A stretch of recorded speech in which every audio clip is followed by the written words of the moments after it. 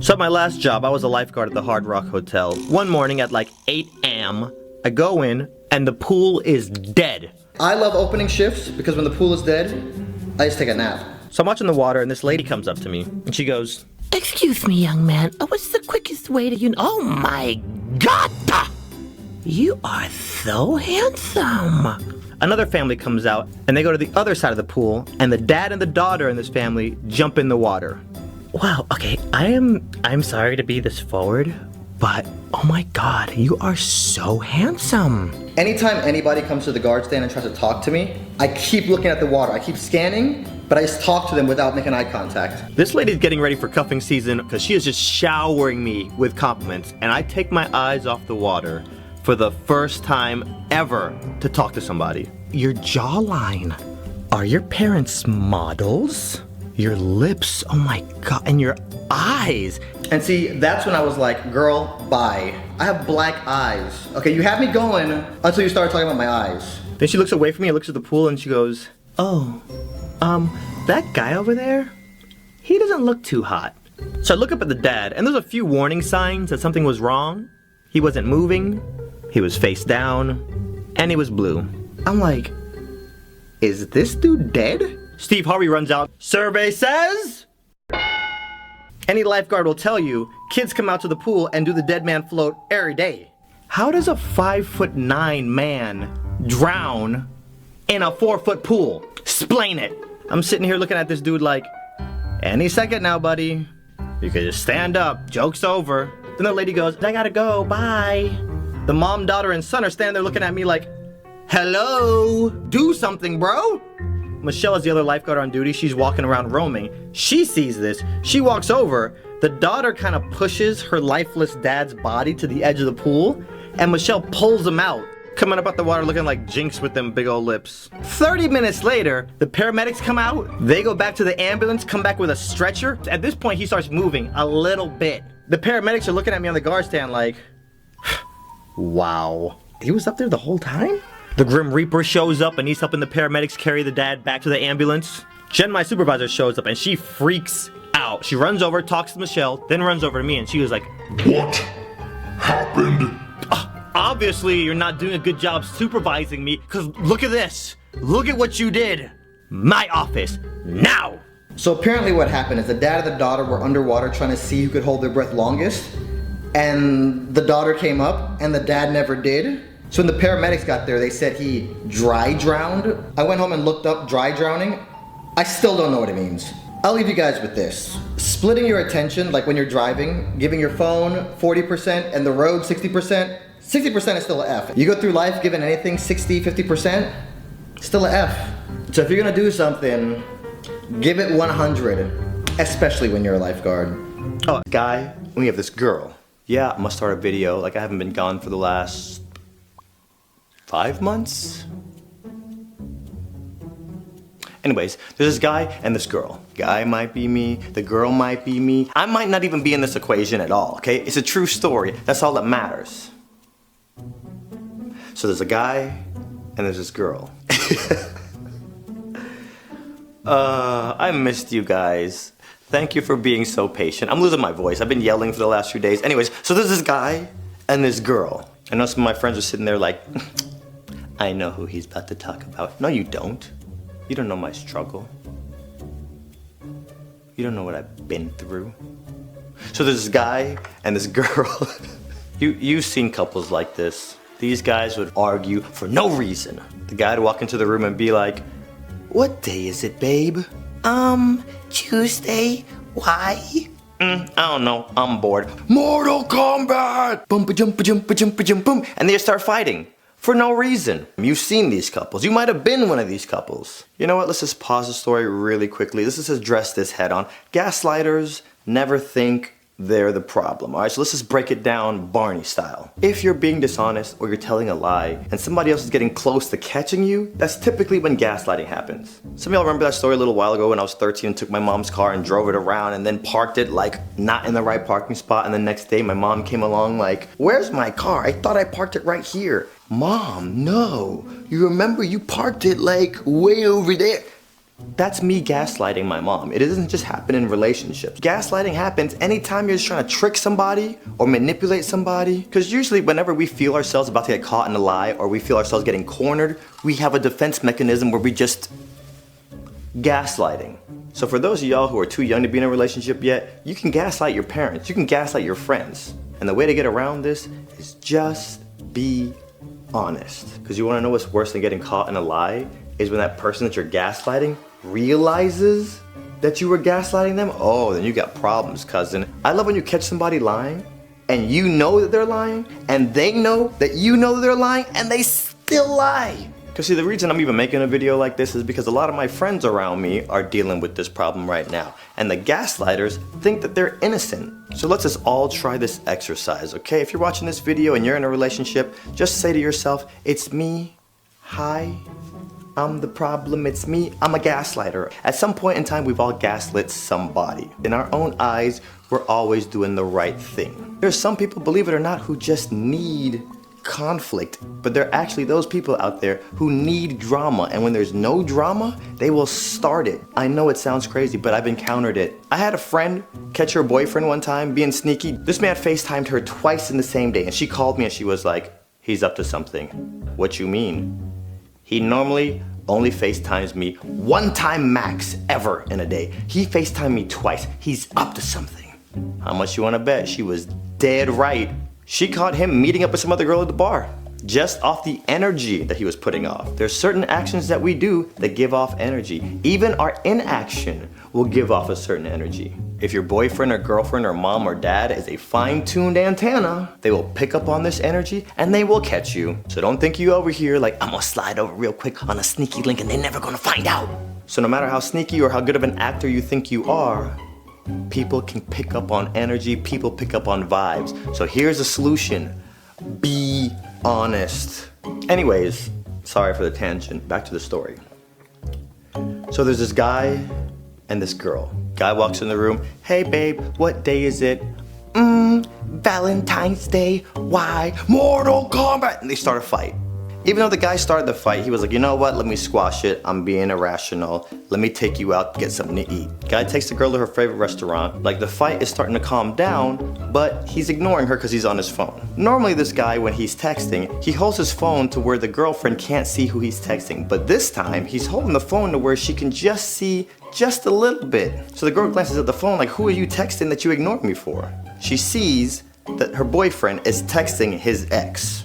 In the middle of a fight. Remember how I told y'all there's some people who just can't let stuff be calm? They need some kind of turmoil? The fight starts all over again. No, it's not. I was texting her to be like, I can't talk to you no more, out of the blue random. She's here like, no, I'm not stupid. You're texting your ex to make me even more mad. Later the dude admits, yeah, I wasn't done fighting and you were being calm and I wanted you to get mad like me, so I was trying to get you on my same level of upset. Something else you guys have to understand, in relationships, there are those people that when they get mad and you stay calm, there's some people that feel like you don't care enough if you're not getting as mad as they are, so they want you to get as mad as they are, so they'll do things to get you as mad as they are. Here's the thing, we all do things like this in relationships. This scenario with the dude texting his ex in the middle of a fight for the girl was the beginning of the end. That, for her, cemented the relationship in a certain direction. It was a ticking time bomb until doomsday at that point. Our actions cement certain consequences. For example, for those of you who play chess, when you're playing white, your first move is either with a pawn or a knight. Depending on which of those two moves you make, then cement the outcome of the end of the game. The moves you make can lock certain consequences into the fate of your relationship with that person. So, the relationships around us are extremely important. Boyfriend, girlfriend, mom, dad, friends, family, brother, sister. Reflect on your own actions, make sure you're not the toxic one. I've found that when dealing with people, there's something you can do that fixes all that. And you know what it is?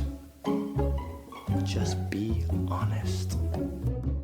And you seriously have no clue as to what you're looking at on the page? Start looking around the room, everybody's writing except for you. I hate that feeling. And then the teacher says, okay, when you're done, you can turn in your test and leave. So you wait for like 5 minutes and then you turn in your test and the teacher gives you that look. You get the test back the next time you go to class and blow! Big ol' fat F. Then you say, bump this, I'm studying. But if you're like me, you suffer from chronic procrastination and you wait till the night before to even open your book to study, and then you study like a boss, like you cram sesh in effects. You got that book open and you're studying for hours. You quiz yourself, you cover up the answer, and you read yourself the question. You start hyping yourself up like, what? I'm gonna kill this test. Take the test, and blow, big ol' fat F. So I start doing what some of you guys have probably done at some point. I cheat. Yes, I check my emails and I see what some of you ladies are saying. sWooZie, tell us stories about the old you. I know exactly what you're trying to say. You're trying to say, sWooZie, tell us about when you was a bad boy, because I like the bad boys. I'm gonna give you that today. Here we go.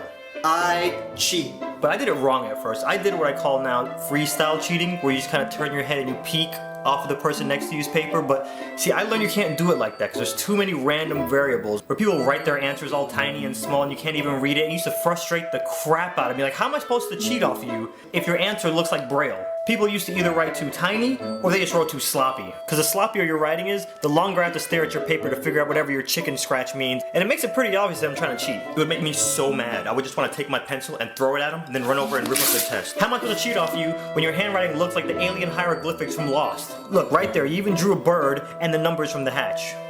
So I tried to freestyle cheat and get my test back. And blow, big ol' fat F. I gave up. I was like, bump it. I'm gonna fail this dumb class. I don't care anymore. But the next test that we had, I started noticing some sketchiness going on in the class. Questionable sounds, like people coughing and sniffling. How come Cheyenne always develops these flu symptoms every time there's a test? And then I saw it. She coughed, and then like 8 people around her all of a sudden would write down an answer. And then she'd sniffle, and the same 8 would write another answer. And I'm like, what the flux capacitor is going on here? This is a multiple choice test. These people are cheating. I look over at the teacher, totally oblivious as to what's going on. I'm like, bump this. Everybody else is cheating. They didn't include me on this. Oh no, it's not going down like this. So I devised a plan. First thing I knew I needed, accomplices. So I got my friend Paul and I got my friend Josh. I was gonna be the point man, Paul was gonna be the diversion, and Josh didn't do squat, he just got a free ride. So in history class, the day before we actually took the test, he would ask us some of the questions from the answer key. And I'd watch him real carefully. He'd go up to the podium, and he'd always take the answer key with him, and it was always multiple choice. And at the end of class, he would always leave the answer key up there. Alright, so then I get Paul and Josh and I explain my master plan to them. Blueprints, charts, and I go Michael Scofield prison break on these kids. So the day before a test, he gets up like he normally does, goes to the front podium, starts asking us a bunch of questions. The bell rings, he goes back to his desk. Now his name is Mr. Masters. Me and Paul, we give the little signal. Paul walks over to him and he's like, Mr. Masters, I have some questions about the Embargo Act of 1807. So then I activate phase 2. I walk over to the podium and I open up the answer key and flip to the questions that are going to be on tomorrow's test, and I start talking all loud. Okay, attention class, I'm going to read off all the answers to the test. B, B, C, D, A, B, B, D, C. Mr. Masters looks up like, what are you doing? I'm like, don't worry. Nobody's gonna hear me. Who's gonna sit here and memorize all these answers anyway? A, B, B, C, C, C, C. There's nobody here. So then he just shake his head and go back to answering Paul's question. Unbeknownst to the teacher, I've got a tape recorder tucked away in my pocket recording all the answers. Boom! It's not cheating. It's giving yourself a successful advantage. Like a boss. Me, Paul, and Josh meet out on the patio. It's time to memorize this bad boy. Take a wild guess what we do next. We turn those answers into a rap song. What? Let's go. B, B, C, yeah. A, D, D, yeah. A, C, B, B, C, B. Next day we walk into class. We about to handle our business. Stone cold. Game face is on. It's go time. We all sit on opposite ends of the class because we know we're about to get A's. What you gonna do about it? You can't say nothing. But see, now when I start taking these tests, everybody thinks I'm crazy because I'm sitting there mumbling myself like, Lord of mercy. Get the test back, blow, big ol' fat A. The teacher's job is to grade the student's mind, not the paper. Think about that. And that's how we justified it. We weren't cheating, we were collaborating. Tiger blood, forget tiger blood running through your veins, we got ninja blood on deck. There's one more collaboration that went down, but if you guys promise not to do any collaborating / cheating in the meantime, I'll tell you guys that story. No tea, no shade. I just don't appreciate how everybody's just curving nowadays. See, we're in a digital age, and we don't have to see the person we're communicating with, but like, people don't even know how to act no more. Curving is basically when you ignore somebody on purpose, or not on purpose, but it's usually on purpose. And see, most curving happens on this, phone calls, texts, or when you DM Kelsey and you know she's seen it, but she gonna sit there and try to act like she ain't seen it. See, Kelsey thinks it's all fun and games until I pull up on her block. No tea, no shade. I don't understand. People will hit you up when they have no real intentions of ever kicking it with you. It's always happening, but the hangout never actually happens. Some people just, one, like being the object of your desire, or B, just like knowing that they can just have you whenever they want. Don't pull them stunts on me, thinking you Jackie Chan, Jet Li, cause my homies will pull up on your block. My whole squad let them things go. And something else people are doing now is they like to hit you up, get you all excited about doing something, and then curve you. Like, I was doing my thing, sitting at home watching PLL, until you hit me up talking about let me take you to Disney tonight. And then I gotta spend 2 hours washing all this ugly off my face, get ready, put my Mickey Mouse ears on, and text you back, and all I hear is crickets. What part about pull up on your block, hands on sight, made the ting go boom pow? Did you not understand? No tea, no shade. It's not rocket surgery or brain science. I'm gonna put something out in the universe that some of y'all have probably never thought about. Treat people the way you wanna be treated. I know, it's crazy, Taxi. Just try, because we all think that we're good people, but we do stuff to other people that we wouldn't want other people to do to us. Just saying. At some point in your life, you're gonna get curved. I don't care who you are, but when it happens, you gotta digest it right. Embrace it. Everybody out here taking it personal when they get curved. Look at Taylor Swift. Look at Adele, Demi Lovato, Drake. All these people that make albums after they go and get curved and make tens of millions of dollars. That could be you, but you out here subtweeting. Next person that curves me and all my homies gonna roll up on your block, and all you gonna hear is, "Let the 75th annual Hunger Games begin!"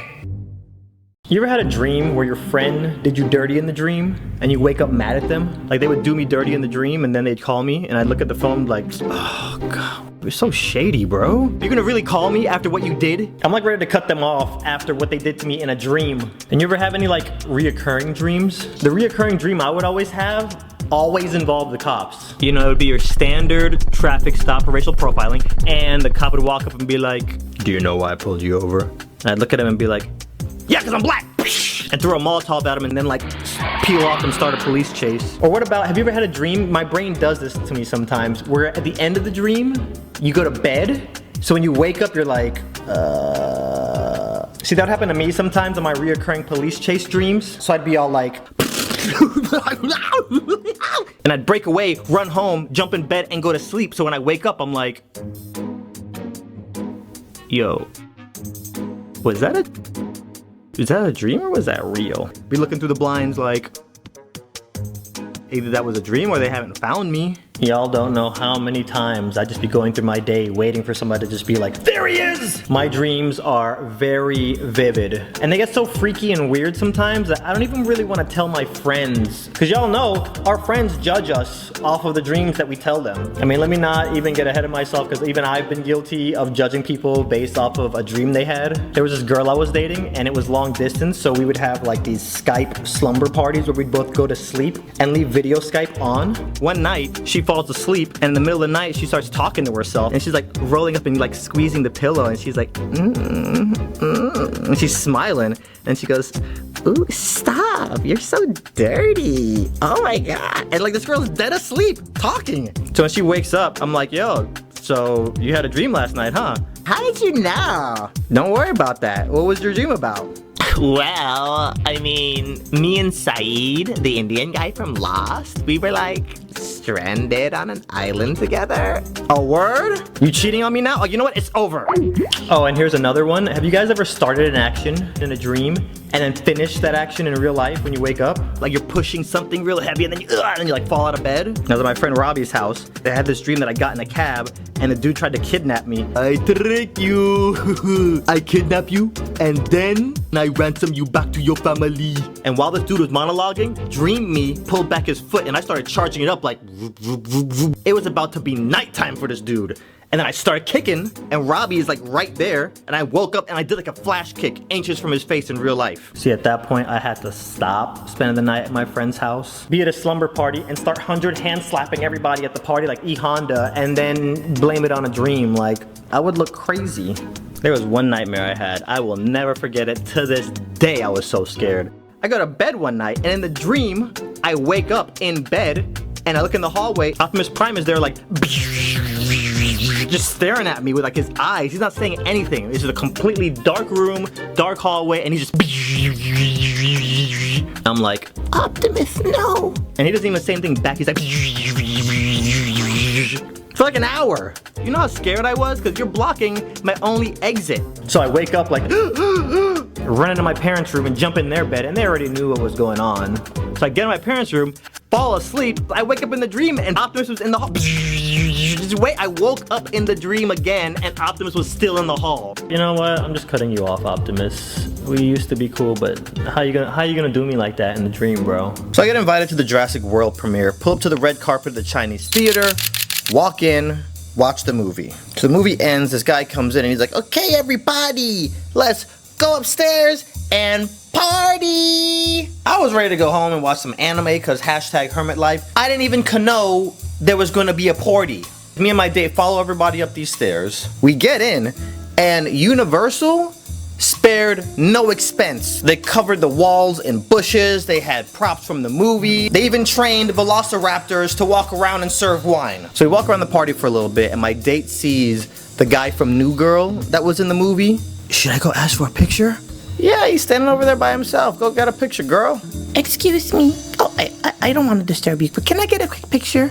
I take a few pictures of him, and she's like, I love New Girl. oh, really? And starts talking her up. Mm-hmm, all right, yep. I look over and I see the kid that was in the movie. Walk over to him, I'm like, bruh, can I get a quick picture? Yeah. So we take the picture, and then all of a sudden, I notice a disturbance. There's a group of people in a tiff. Boom! I see his face clear as day. And I'm like, ooh. Bump, hashtag hermit life, Cowboy Bebop can wait. I need to feed my Instagram, and if I get a picture with Chris Pratt, I'm gonna be stunting on all my exes. Oh my god, oh my god, oh my god, oh my god, it's him. So I say to her, I says, listen, we gotta get a picture with this dude. You're the best play. We're gonna push through this crowd. He's gonna take a look at you. You're a really pretty girl in a sexy dress. He's not gonna say no to you. He was headed north-ish. I don't know which direction it was because I don't work for National Geographic. But he was walking away from us. Then he looked over at us and he saw my date, and she held her hands up and did like the signal for pictures. And I notice him notice my girl, and then his whole trajectory shifts. He takes a step in our direction and takes a picture, and another step in our direction and takes a picture. Then darts right over to my date. Hi. I hate to bother you. Can I take a quick selfie with you? Sure you can. She takes a few selfies. I bust out my camera, so I'm taking pictures of them taking pictures. And I'm there like, yes, yes, no, no, no, no, no, yeah, yes, yes, yes. So then she's like, okay, thanks, no problem. This is my moment. So now I'm millimeters away from this dude. Guardians of the Galaxy, Jurassic Pork. And I wasn't scared to ask because I was nervous. I was more scared to ask because if this dude says no, I'm gonna hate him forever. I bumped into Natalie Portman at the airport one time. I was 2 feet away from her, but I was afraid to ask for a picture because if I'm like, hey, can I get a picture? And she's like, no, leave me alone. I'm gonna have to go home and make a voodoo doll of you. And I'm not ready to not like you. So let me just not even say anything. But I was like, you know what? Bump it. Hey, Mr. Pratt, can I get a quick picture? And then he puts his arm around me. You know what? Let's just enjoy the rest of the party. And walks away. The violin players from Titanic show up all of a sudden and they're like,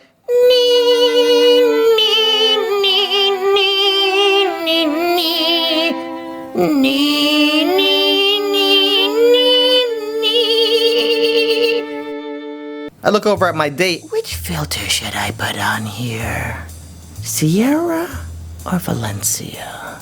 By the way, Adonde, can you airdrop me the pictures you took of us? I know you took 90 of them, but could you just airdrop me 75 of them, please? I just wanted one picture. And Chris Pratt's over here like, you didn't say the magic word. So the next day, my date posts a picture with her and Chris, and her IG broeded it up. Every one of her exes DM'd her like, are you freaking kidding me? You're hanging out with Chris Pratt? And I'm sitting there all salty like, man, I want to make my exes peanut butter and jelly. CP, can I call you CP? CP, I still want that picture. So I don't know how you want to do this. Do you want to have your agent get in contact with my agent and they do lunch and then they work out like a day and time for us to meet at PF Chang's? And just so you know, I'm traveling in 2 weeks, so like the end of this month is not good for me. But after the first week of next month, I'm good. So LMK, bruh. LMK.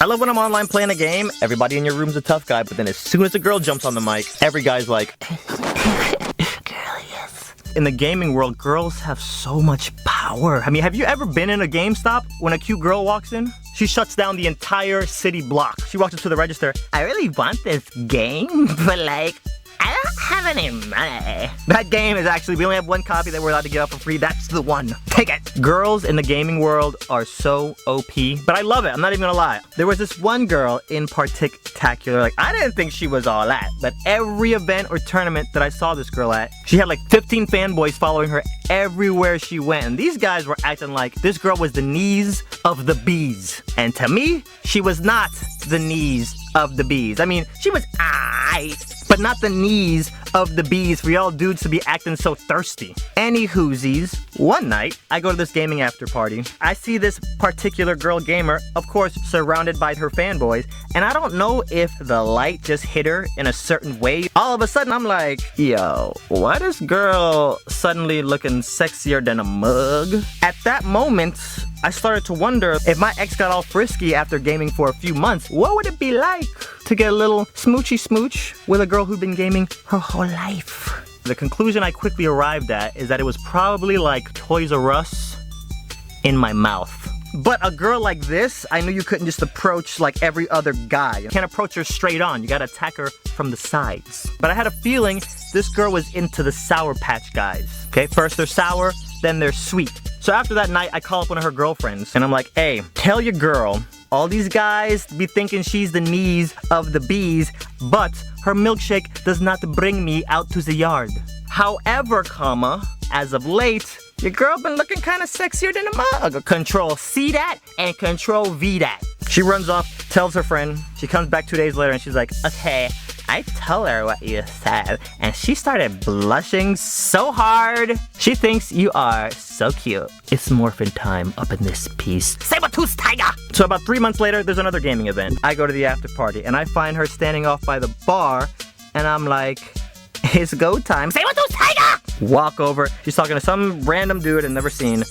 Justine, and some random dude that's there with Justine. And then I say, alright guys, I don't mean to be rude. However, I need to steal this young lady for about 3 hours or so. So we break away, we go over to this couch, and we're kind of just laying down. I hit her with that Sour Patch, son. And she's like, I'm so flattered because you never talk to me. So when my friend told me about what you said, I was caught off guard. That a lot of guys started noticing that it was only me and her talking. You don't see her with only one other person around her. So all these dudes would run up like, girl, yes. Every time she'd be like, let me holler at you later. I'm in the middle of something. We were there talking for another hour and a half. And then suddenly the lights cut on, the DJ jumps on the mic and he's like, we closed, get out. So we get outside, we're standing next to the street, and I'm just like, hey, you're at the Sheraton, right? Why don't we just share a cab? I'll drop you off, and then I'll go back to my hotel. Before she could even get the word okay out of her mouth, these 3 dudes sweep in. One guy starts talking me up. These other 2 dudes start chatting her up like, hey, what's your name? Where you from? Blah-de-blah-de-blah. I'm slowly trying to make my way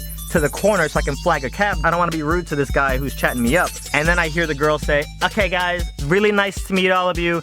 But, you see that guy over there? He's the one I'm making out with for the next 15 minutes in the cab. Talk to you guys later. I ran out into the middle of the street like, ah! Stop the cab! Taxi! Taxi! I'm shooting off flares in the middle of the road. I bust out 2 flags like I'm air traffic control at the airport. I stop a cab real quick. We get in the backseat of this cab and I'm like, I'm about to be a Toys R Us kid up in this piece. And then she looks at me And I look at her, all the city lights around us zip by, you know, just slowly illuminating her face for brief moments. I look over her shoulder and Sebastian the Crab from Little Mermaid's over there like, kiss the girl, man. Our lips touch and we're just going at it. Like it starts off all slow and then it gets a little heavy. I don't want to get too descriptive because I still want to be respectful, even though none of y'all know who this girl is. The cab driver's there like this dude pulling out popcorn. He's just eating it as he's staring in the rearview mirror. I see you. We pull up to her hotel. She jumps out, pull away, my phone goes off. It's a text from her. Guess what this girl says? GG. Ah!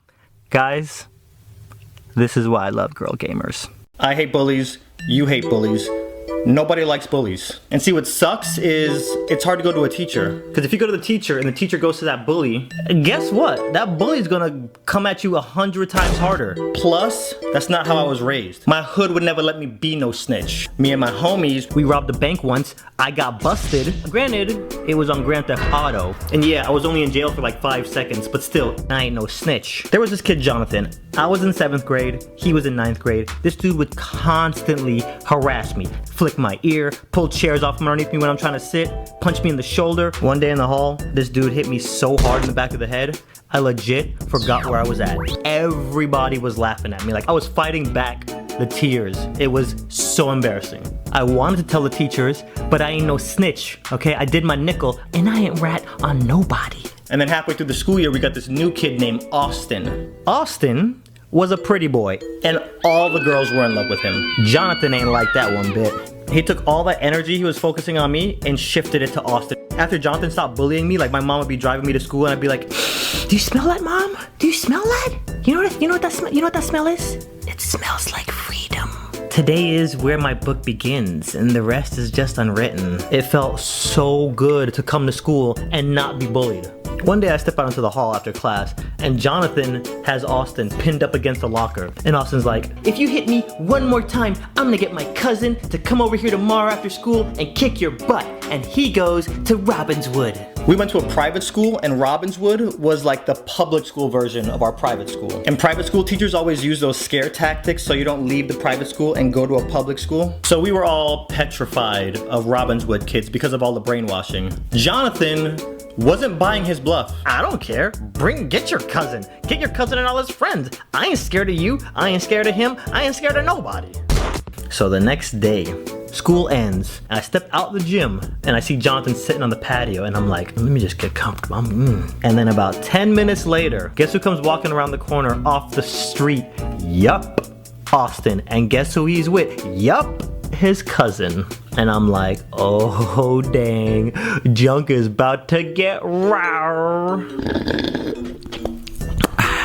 I just see Austin's lips move, and then his cousin did like this power march toward Jonathan. And Jonathan steps away from the group, and his face just turns white. As his cousin gets closer, he puts his hands up like, hey, listen, man, listen. His cousin doesn't say a word. Bow! No questions, son. Punched him right in his muffin. He was like, bam, ding, ding, ding, ding. It was over. I wanted to run over and be like, boom, headshot, MLG Pro. Look at me, look at me. He is the captain now, okay? And you know, I thought that was it. Like, fight's over. But nah, he beat the crap out of Jonathan. And all of Jonathan's boys just stood around watching. Not one of them tried to help. I felt like I was watching Marvel vs. Capcom in real life. Like, he's throwing Jonathan up in the air. He's got assist characters coming in and throwing lasers at him. He walked back over to Austin, and then I see Jonathan like limping toward him, and he goes, yeah, you better run. Probably not the smartest thing for Jonathan to say. Because then Austin's cousin turned around, ran back over to him, grabbed him by the hair, and then starts slamming his head into the wall over and over. And then he just walked off like nothing. Like his shirt wasn't even wrinkled. The next day at school, it looked like Jonathan had been neutered. He didn't talk to nobody. He sure as heck was not bullying Austin no more. He wasn't bullying me. He didn't bully anybody for the rest of the year. It almost seemed like he turned into a foreign exchange student who didn't know English. You know, he'd barely speak. Can somebody pass me an eraser, please? And that's it. If you're clowning somebody else at school, stop it. If you physically are touching or laying hands on somebody else at school, stop it. Let's just make this real simple, since a lot of bullies don't realize they're bullying people. Don't say or do anything to anybody that you wouldn't want them to say or do to you. That's it. I want you to think about a problematic friend. Just think of one. Did they start off being drama? The first week y'all hung out, were they just problems from off rip? Or did they start off being cool, being fun, and then over time, they start calling you like, I think Doug is cheating on me. Every conversation now is about Doug and who he's cheating on you with. Here's something that it took me a long time to figure out about people. There are just those people around you who don't want to get out of their toxic cloud that they're in and love talking about their problems.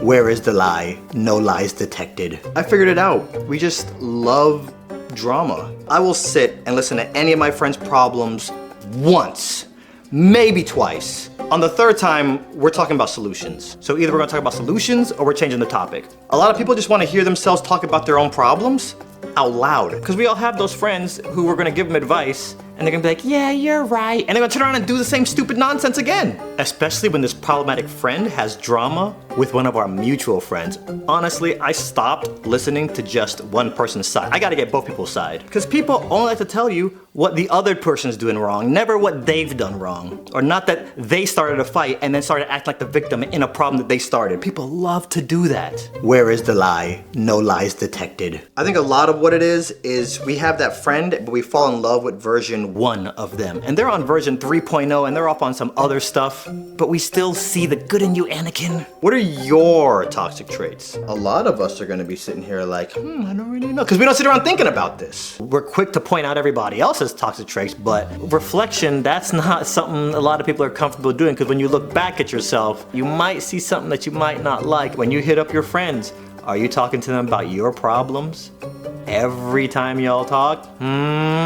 There's also the takers. They're always asking for things to be done for them, but they're never doing anything for anybody else.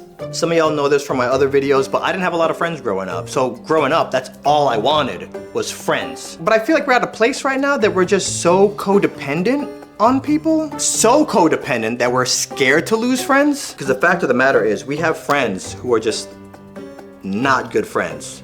The people around you are important. If they weren't, just think about what life would be like if this planet was empty and you were just here by yourself. But also I gotta look at myself, because if I'm surrounded by a bunch of snakes and bad friends, I have to start thinking, what's the criteria that I'm using? What pot is it that I keep dipping into when it comes to choosing and friend selection? I can't just keep saying, oh my God, all these problematic people just keep magnetizing to me. I can't keep saying that. Here's my stance on this. You're a big freaking deal. You need to have a circle of people around you who aren't in competition with you. They're not trying to one-up you. They're not talking junk about you behind your back. I feel like a lot of the people who watch my videos are like me in the sense that we have big hearts, we're sensitive, so we care a lot about the people in our circles. There's some people that are real close to you right now that do not have your best intentions in mind.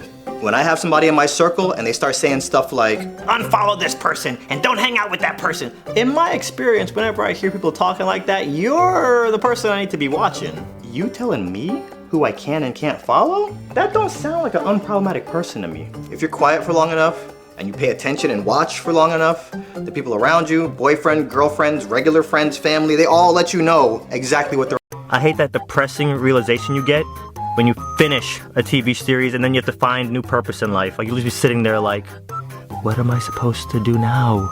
My sleep schedule gets so jacked up whenever I find a new TV show. Like all day I'm tired, and then as soon as it's time to go to sleep, I'm wide awake. But I'm gonna tell y'all what makes me tired no matter what. Reading. True story, not exaggerating. Basically, what happens is whenever I find a new TV show, and then I go to try to read something, it does not go well. I can't say reading makes me sleepy because I could sit on Facebook and Twitter all day long and not get sleepy, which made me realize it's books. I'll be at Cold Stone putting all this vanilla Oreo deliciousness all up in my mouth, like size, holla at me because I'm on a diet, but not really because I do whatever I want. And every time I look next door and see somebody sitting outside Starbucks reading, I get so jello. Like sometimes it just amazes me. I'll just sit and stare at them like I'm on a safari looking at a rare animal like, oh my God, look at them. They're actually turning the pages. I seriously think there's a factory somewhere where they just spray every single book with chloroform, because every time I sit down to read something, it's just like blah blah. And then I wake up like 2 days later. If anyone ever wants to kidnap me and sell me on the black market in Bangkok, basically all they'd have to do is walk up on me and be like, hey, can you do me a favor and just read this out loud? And I'd be like, yeah, Harry Potter by J.K. Rowling. True story, not exaggerating. But you know what else I noticed? I procrastinate a lot more whenever I find a new TV show. I just can't pull myself away. Like my puppy will be looking at me like, And I'm like, Cooper, relax. Okay, I'm just gonna watch one more episode of Heroes, and then I'm gonna feed you, and we can go to the park and run in slow motion, okay? Just one more episode. And then Siler kills the girl that I've had a crush on for like half the season, and the episode suddenly ends, and I'll be like, no! One more episode. And then 15 hours later, I'm still watching the stupid show, and then my dog is laying next to the front door dead in a pool of his own pee-pee. If we had a lunch date at 3, and I don't show up until 3:45, don't blame me. Blame Lost. Like, if you text me and I don't text you back, Walking Dead marathon in black and white. I fail a test at school or I show up late for work. Yo, it was the My Little Pony mid-season finale last night, son. Don't even try to act like you didn't watch it, okay? Brony, stand up. You know what, though? It's much safer to invest your time into YouTube than it is for TV. I'm gonna tell you why. Because if you drop from 14 million views one week to 7 million views the next week, guess what? YouTube ain't gonna be like, yo, your channel sucks. And you wanna know why they don't do that? Because it's not fair. I think the reason why these networks are so quick to cancel shows without giving us any closure is because they know there's not a whole lot of consequences. You ever heard the phrase, back by popular harassment? We should probably take that to the next level. Because if these network heads cancel shows and when they're in Santa Monica walking on the street, all of a sudden, or when they're out at a restaurant with their family and the servers start leaving little notes on the bottom of their bill. I'm not saying don't cancel shows, just if you're gonna cancel a show, give us 3 or 4 episodes of closure. Don't just pull the plug. 4 million viewers might be bad rating for television and not seem like a lot of people, until one of them steals your Mercedes. So network heads, next time you're in a meeting discussing what shows you're gonna pull the plug on and try to replace with new shows without giving us any closure, just remember, nowadays, people take their entertainment very seriously. Any of y'all ever lay down to go to bed and can't fall asleep because your brain won't shut up? No? Nobody? Just me? Cool.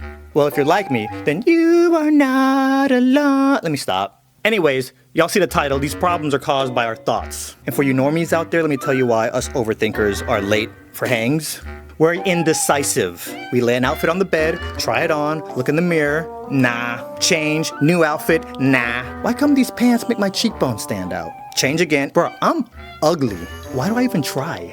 How do I have friends? It's a vicious cycle. The question you need to ask yourself is, how many times has worrying added a single hour to your life? 0. Oh, and I know you know about them conversations that happen, and then a few hours or a day later, you be in the shower like, oh man, I should have said this. Oh, bruh. Also, overthinkers, we care too much. I think that's the main problem. You ever dated somebody who overanalyzes everything? It's like walking on eggshells at all times. Listen, if you're in the talking phase, don't post cryptic social media posts, okay? Don't post cryptic anything. Stories, tweets, nothing. When you jump on Twitter and you post something like, oh, it's like that, with 0 context, just don't be looking all confused when your POI drives by your house and throws a brick through your window at 2 a.m. That's rocket fuel for an overthinker. Because we instantly assume it's about us. And if we don't, we spend the next hour wondering who you're talking about. Fellas, it's almost like when your girl have a dream about you and you cheated on her in the dream and she wakes up mad at you in real life and you ain't do nothing, right? You see her and she's just mad at you. You're like, what's wrong? You know what you did. It's kinda like that. Not for nothing, you have usually 2 types of overthinkers. The ones that confront you and the ones that will just stay quiet and be in their own head. Anybody that's gonna confront you will straight up be like, yo, is this about me? And they're probably gonna ask you that every time you post something cryptic. And the ninjas who are just gonna internalize, we're just gonna sit there and think to ourselves for hours or days and just go crazy. And overthinkers, let me talk to y'all for a second. Overthinking, as you already know, leads to anxiety. And we don't need any more of that. You know how many times we will add you to our close friends list on Instagram and then remove you from our close friends list on Instagram? A lot. You don't know this, but you be getting removed and added frequently.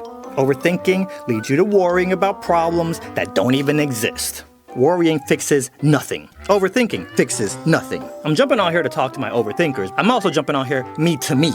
I'm just super saying, this video's for y'all, but it's also for me. I got a good handle on it now, but every now and then it'd be flaring up. A typical overthinker, they wake up, they start their day, and all of a sudden they think, I wonder if aliens really do exist.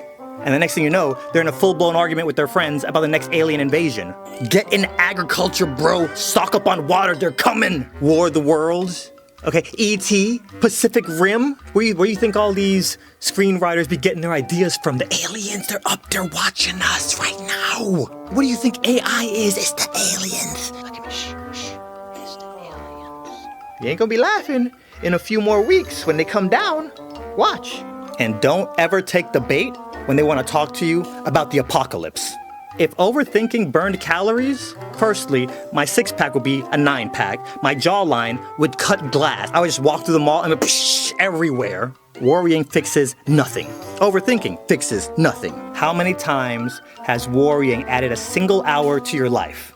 0. All you need is the right mindset. Stop worrying about tomorrow. Stay positive.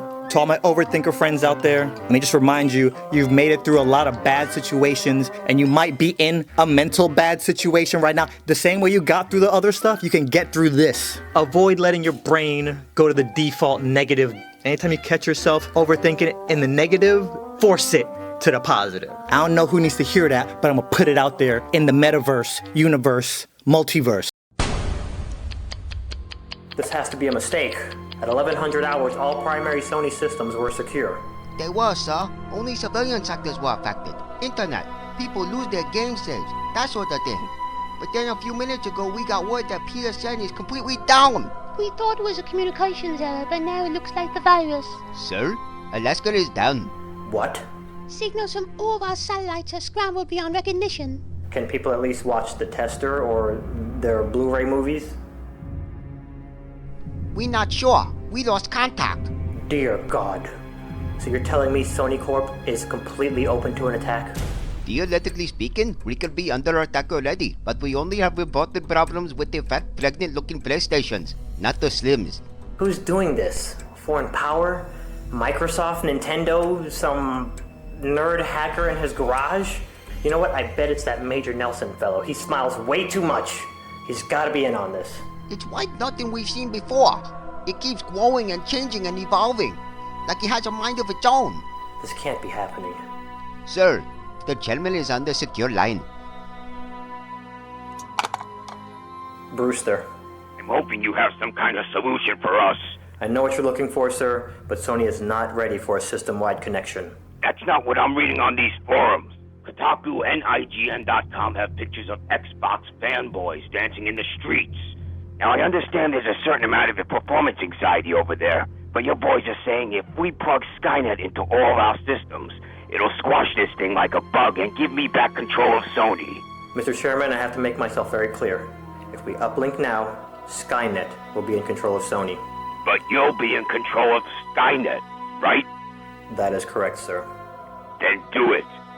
And Brewster, if this works, I'll make sure you get an early copy of Uncharted 3. Thank you, sir.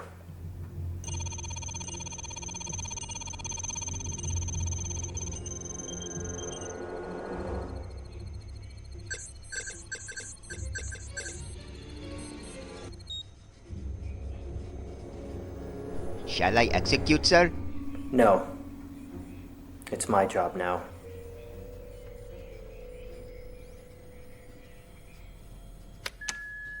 Skynet defense system now activated. What is that sound? What sound? I don't hear anything. It sounds like gunfire to me. So, what do we do while we wait?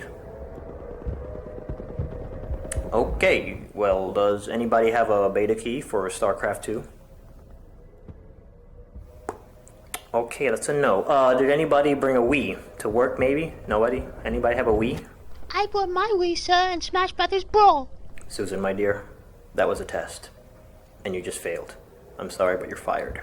This is a Wii-free zone. You should know that. Go to your desk, clean your stuff out, right now. Okay, what about an Xbox? Anybody brought their Xbox today? This isn't another test, is it? No, this is not a test. Good, because I have mine. I bring it every day just in case. Good, let's fire this puppy up. Let's go.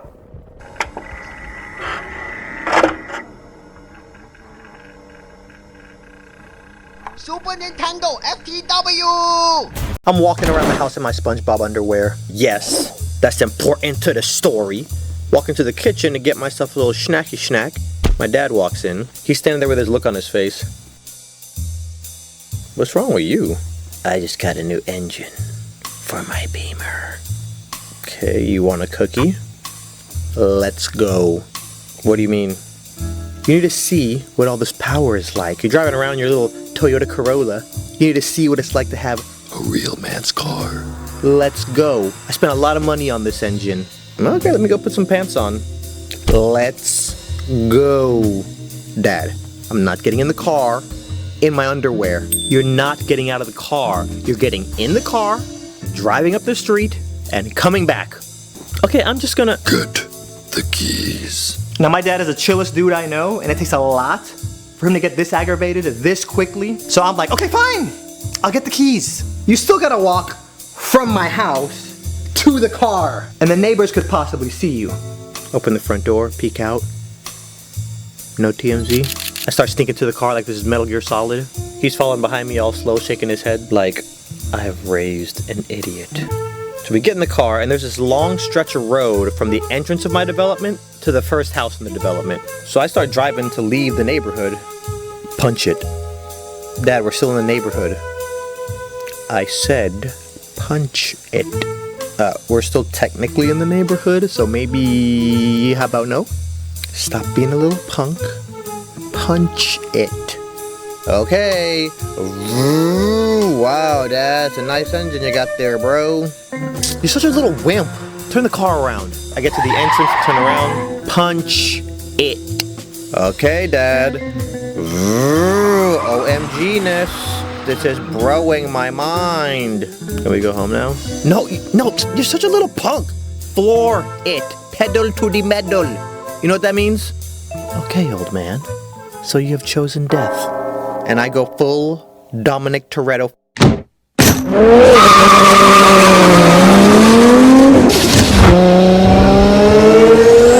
I glance over at him and he's like, get to the entrance, turn around.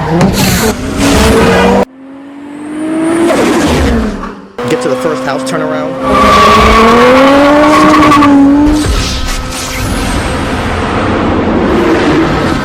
He thinks I'm done. I'm not. Run it.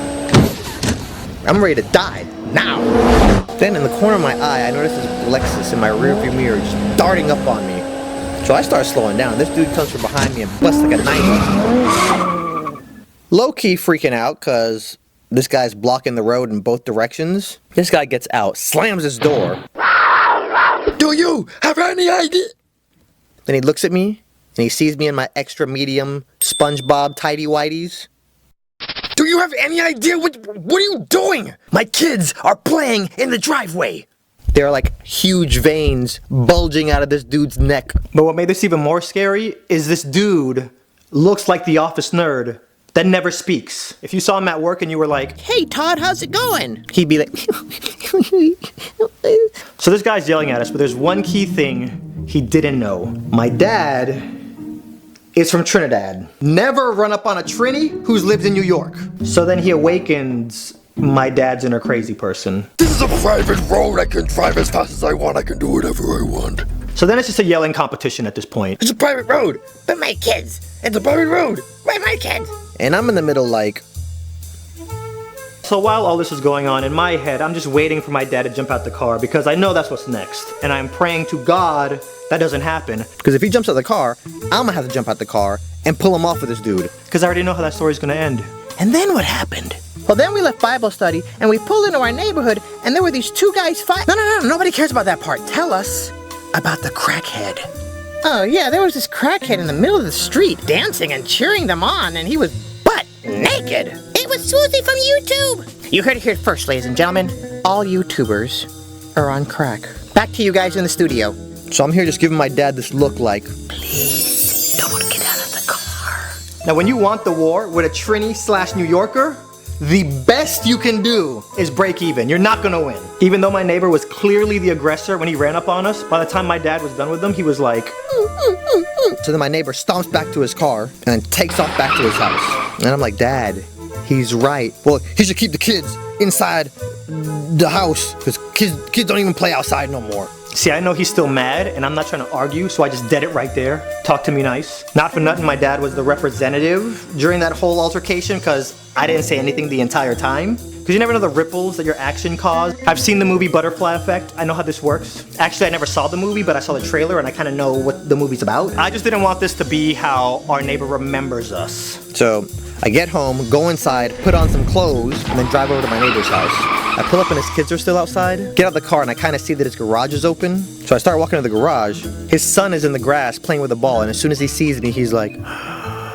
So I start walking around to the garage and I can see the dad in the garage, and you could tell he's still mad by his body language. So then I yell out to him like, "Excuse me, sir?" And he turns, and when he sees it's me, he goes... This man looked at me like I was the Terminator coming for him and his unborn child.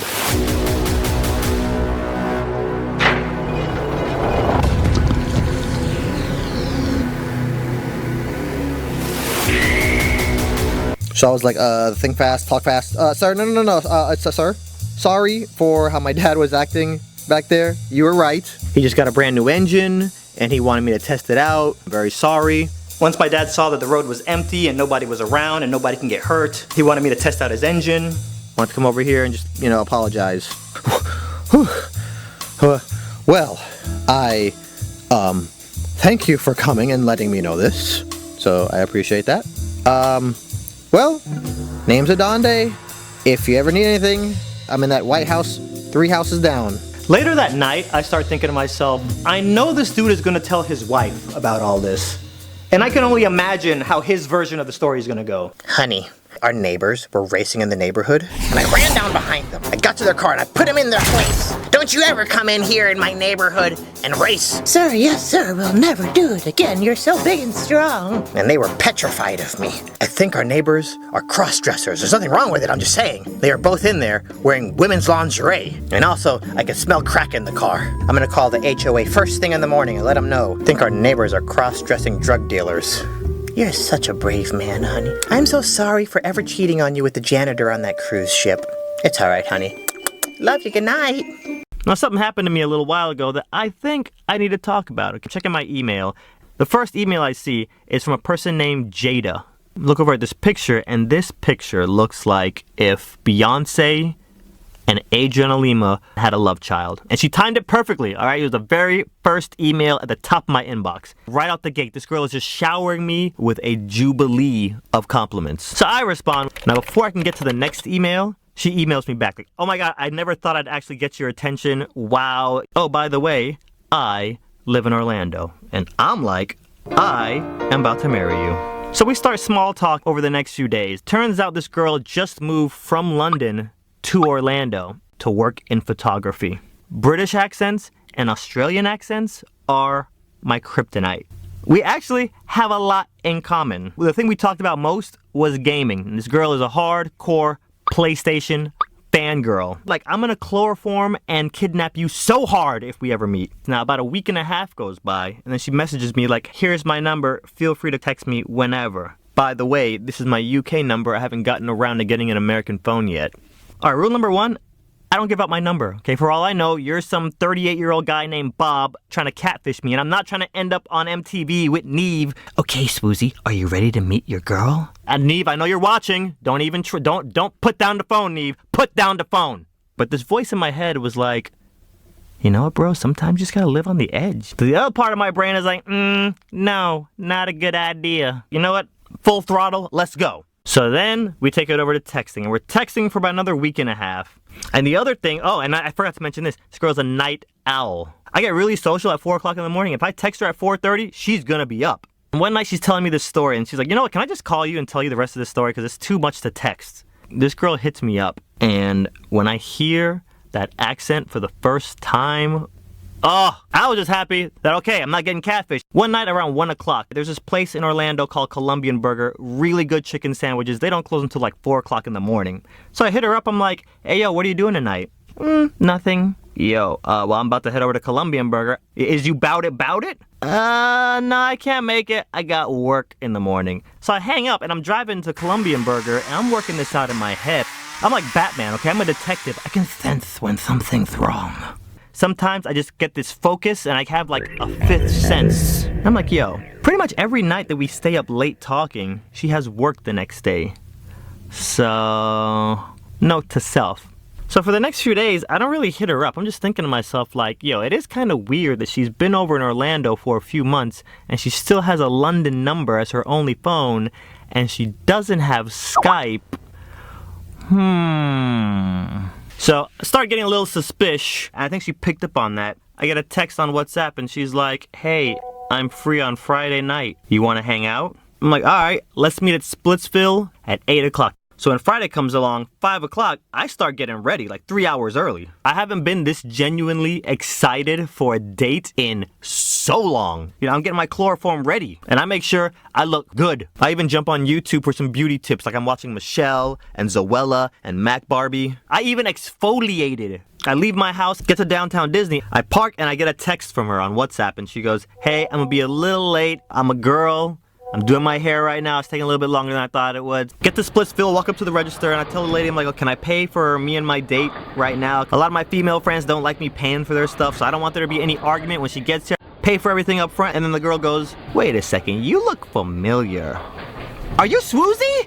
Yeah. Oh my God, sWooZie! We talk for a few seconds, and then I go sit at the bench next to the entrance. Now there's another greeter desk where there's some more girls standing that work at Splitsville. And one of them walks over, and they're like, are you sWooZie from YouTube? What are you doing here? I got a date, so I'm here waiting on her. So we chat, she goes back and it's like, see guys, I told you it was sWooZie. So about 30 minutes goes by, Jada hasn't showed up. So I text her like, hey, are you on the way? Everything's cool? No response. And then, guess what happens next? You hear that? You heard that, right? You didn't hear anything. That's what happens next. Nothing.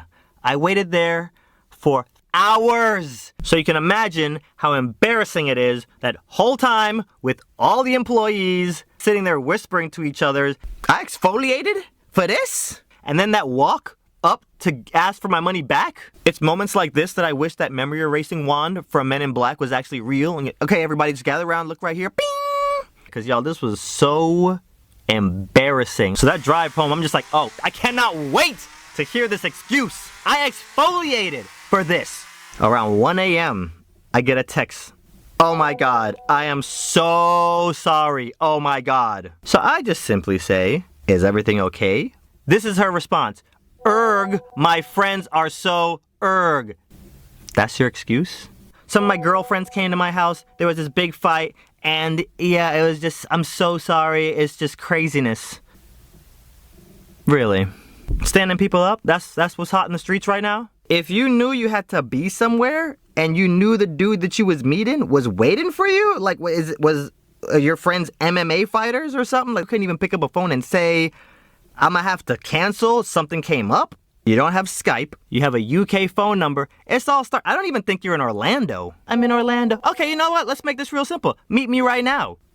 I can't. As I'm texting her, my phone suddenly starts ringing. I look at the caller ID, and it's Neve. He's like, ha ha, gotcha, sucker. Catfish season 4. So 2 days later, I just happen to pass by a TV in my house, and there's this X-Out commercial playing. And guess who I see on the screen? Jada. But the name on the screen says Tanashi or Tinashe. And this Tanashi girl, she didn't have a British accent. Governor. So I Googled Tinashe, and apparently she's some up-and-coming singer. And this Jada person stole all of her pictures and made a profile out of it. Fake Facebook profiles? Really? That's what's hot in the streets right now? And Jada, if you're watching, I don't ever wish bad on anyone, but I casted a plague on you. So if things haven't been going your way lately, that's why. I hate it when you realize somebody's using you. Because in your mind, you're like, yay, friendship. But in reality, I'm chilling at my boy's house. Let's just call him Logan Paul. It's not really Logan Paul. Me and Logan are hanging out. One of Logan's friends shows up, this cute girl. Let's call her Julia Kelly. It's not really Julia Kelly. Me, Logan, and Julia hang out for 3 hours, and then me and Logan walk Julia to her car. We get to Julia's car, and then Logan goes, sWooZie, look away while I tell Julia goodbye. So I'm assuming he's kissing this girl goodbye. A few weeks later, I'm on Instagram. I am deep down the rabbit hole of the search page, and I find this random girl. Let's call her Chantel. It's not really Chantel. Fast forward to the next night, I get a push notification that she's doing a live stream. She's on the stream and she goes, guys, I'm so bored. Who should I call? Someone in the chat goes, hey, call your boy Logan Paul. Logan don't even be messing with me like that. Like he just won't even reply to my texts. Not even 4 days later, Guess who I bump into as I'm walking into a meeting? Logan Paul. I link up with Logan after the meeting and I'm like, bro, how do you know Chantel? How are you not trying to wifey her up? Man, I don't know. I'm just not even feeling her like that. He takes out his phone and FaceTimes her. Then he's like, yo, let me introduce you to my boy, sWooZie. He hands me the phone and I'm like, hi, yeah, no. We talked for a hot minute. I gave Logan back his phone, but I'm like, all right, phase 2. When I leave, text her later tonight and be like, yo, when are me, you, and Swooze gon' kick it? I go home, go to sleep, wake up the next day, Chantel posted some snaps. Logan is on every single one of her snaps. Starting at 10 p.m. the night before to like 2 a.m. that morning. Word. This is like that kid who has all the toys and ignores them until a friend comes over and is like, can I play with? No! My toys! Get away. TFTI. I went and looked at his Snapchat, not a single post. Not one. I'm not gonna lie, that made me feel some type of way. How you gonna do me like that? Let's fast forward a little bit. I'm going down the list, replying to DMs, and then I see a message from Julia. Hey you, please tell me you live in LA. Seems innocent, right? 2 DMs back and forth, numbers are already exchanged. Y'all know how it is. Julia texts me and says, hey, what are you doing tonight? Let's link up. So I meet up with her at In-N-Out, we hang out at In-N-Out for a little bit, eat, come back here. So we're there talking, we're just talking about life, and then she's like, I don't know if I'm gonna be in LA much longer, like this might be my last month here. We're talking for a little bit, and we get on the topic of celebrities. Then she goes, yeah, I hang out with Chris a lot, and whenever there's other girls around, they get mad because Chris takes all their phones, but I get to keep mine. Chris, you talking about Chris Brown? Yeah, Chris is so cool. I hang out with him, and then she names like all these other A-list celebrities, and I believe her because, I mean, the girl is freaking gorgeous. So I'm like, why come you're so special? She goes, well, see, all these other girls hook up with them. I don't. So I think I'm like the prize they're trying to win. Then she pulls out her phone and shows me video of her selfieing with these celebrities. I finished watching the video. This girl leans in and kisses me. Not hyping it up for the YouTube, not exaggerating. Okay, you and Logan, what's up with that? I'm not trying to... So he really wants me, but I've already told him we had the talk, like we're just friends. Yeah, but we walked you to the car and he kissed you though. Like I told him not to do that again. So then I'm thinking, what do I have that Chris Brown, all these other A-list celebrities, and Logan don't have? Like what's so special about me that literally the first time we hang out by ourselves? So it's like 1 or 2 a.m. now. We're on this couch watching TV. She starts rubbing my leg and she goes, is it cool if I spend the night?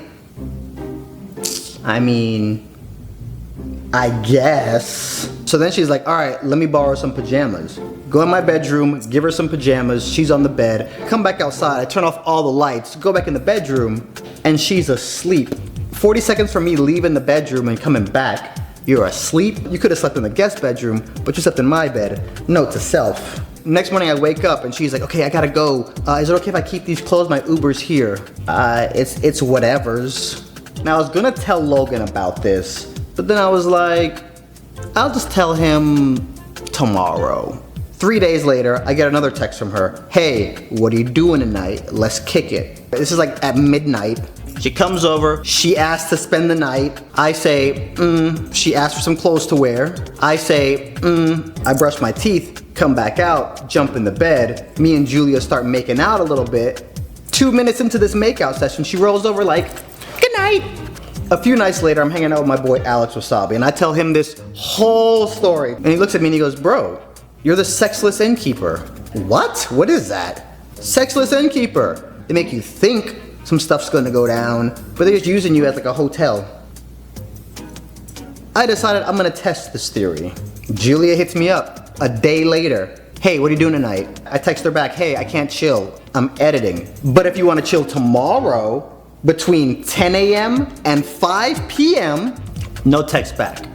2 days later, another text from Julia. Hey, what are you doing tonight? I'm editing again tonight, boo, I'm sorry, but listen, I'm free all weekend long during the day. She texts me like 2 or 3 more times throughout the week. And I just basically tell her, nights are not good for me. I'll hang out with you whenever you want, just during the day.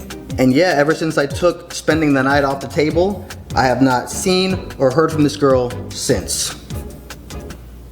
So hard out here for a pimp. I think one of the worst feelings in the world is being cheated on. Remember that girl I was dating that I turned into a gamer? I did that 3 months before she went off to college, and converting your girlfriend into a gamer and then letting her go to college out of state is like taking Justin Bieber, ripping his shirt off, and then throwing him into a pit full of 13-year-old girls. Anyway, but yeah, me and my girlfriend were doing this long distance thing for about a year, and then one day she calls me up and she's like, "We hired this new guy at my restaurant named Tim. Oh my god, he's such an idiot. He thinks he's so cool because he has a police record." A week later, we're on the phone, we're talking again, and she's like, "Tim found out I was a virgin, and he's been like saying all this really sexual, nasty stuff to me. And he was like saying how he'd have me trembling when he was done with me." And I'm like, "Oh yeah? Put him on the phone." wait, what? Put him on the phone. I want to talk to him right quick. She puts him on the phone. Hello? "Hey yo, cuz, I don't appreciate what my lady telling me right now. You need to relax. All this sex talk you be coming at her with. Listen, partner, I go hard in the paint. I beat bees in the trap. You don't know I'm from Trinidad? And I am crazy. Eh? Your mother, boy. Say I won't come up there. Hey, dog, no disrespect, you know what I'm saying? You know, that's just how we do up here in the A. You right, though, my bad. My bad, I'm a chill. And from that point on, it was all good. Or so I thought. And then she starts telling me how every day after work, Tim is trying to take her out drinking. And I'm like, babe, this is not brain science or rocket surgery. It's obvious what this dude wants. So as the days go on, I'm venting my frustration out to my boy Warren. And Warren's like, do me a favor, find out what kind of car Tim drives. And I'm like, why? And he's like, don't ask questions, just do it. I asked my girlfriend to come back, and I'm like, yeah, he drives a 1998 black Mitsubishi Eclipse.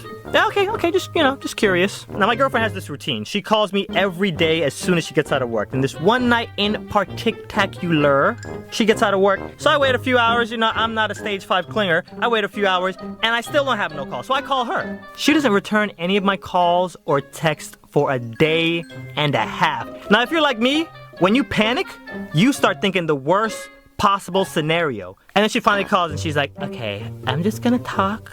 Just listen, don't say anything until I'm done." So last night after work, I went out with Tim and Yudo for drinks, and I had a little bit too much to drink. So Tim took me back to his place. We didn't do anything. The three of us talked about anime and sex all night until I fell asleep. I saw you calling, I saw you texting, but I just turned off my phone. So if you want to break up with me, I'll be really sad, but I understand. And me being the big teddy bear that I am, I forgave her. And it was all good. Or so I thought. Next thing I know, she said something that I'm sure some of you have heard at some point in your life. We should take a break.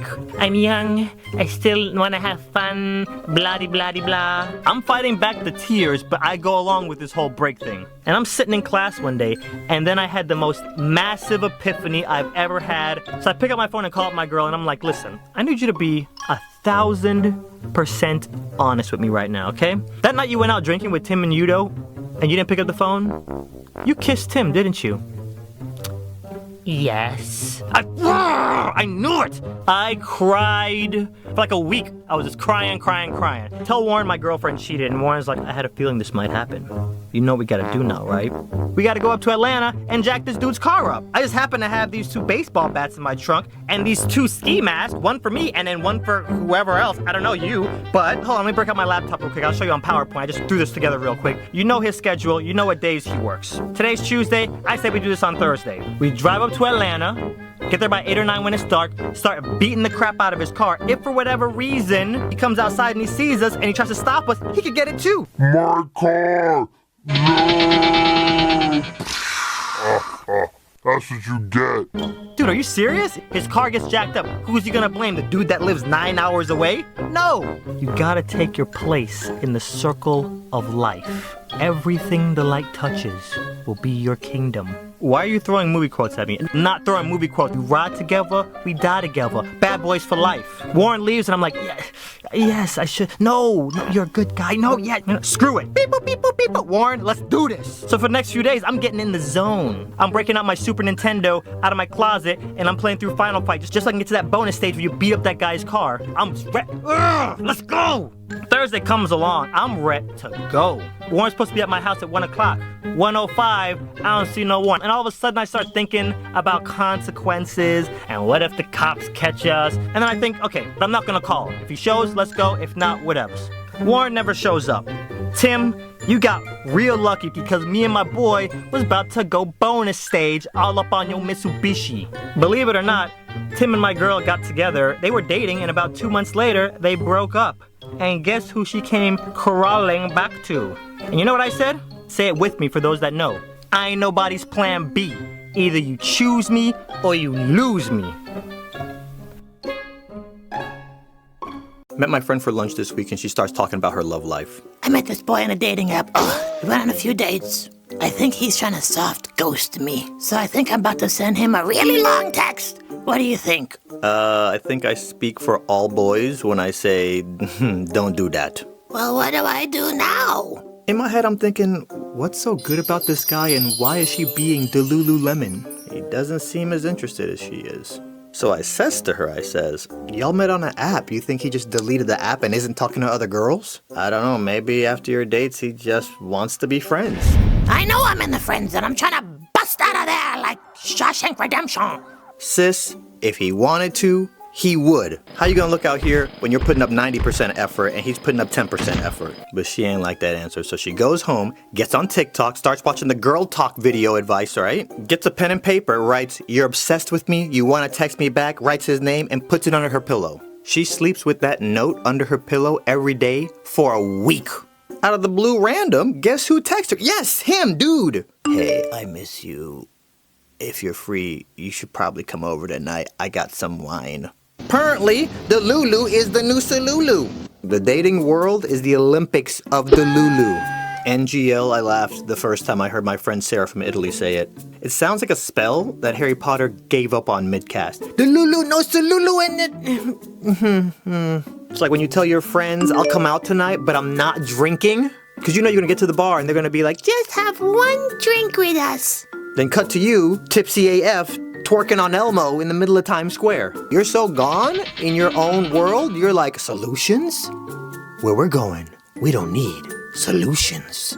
Once we cross a certain level of delusion, we don't connect the dots properly. And we've all been there. You ever had that friend who wants to be a singer?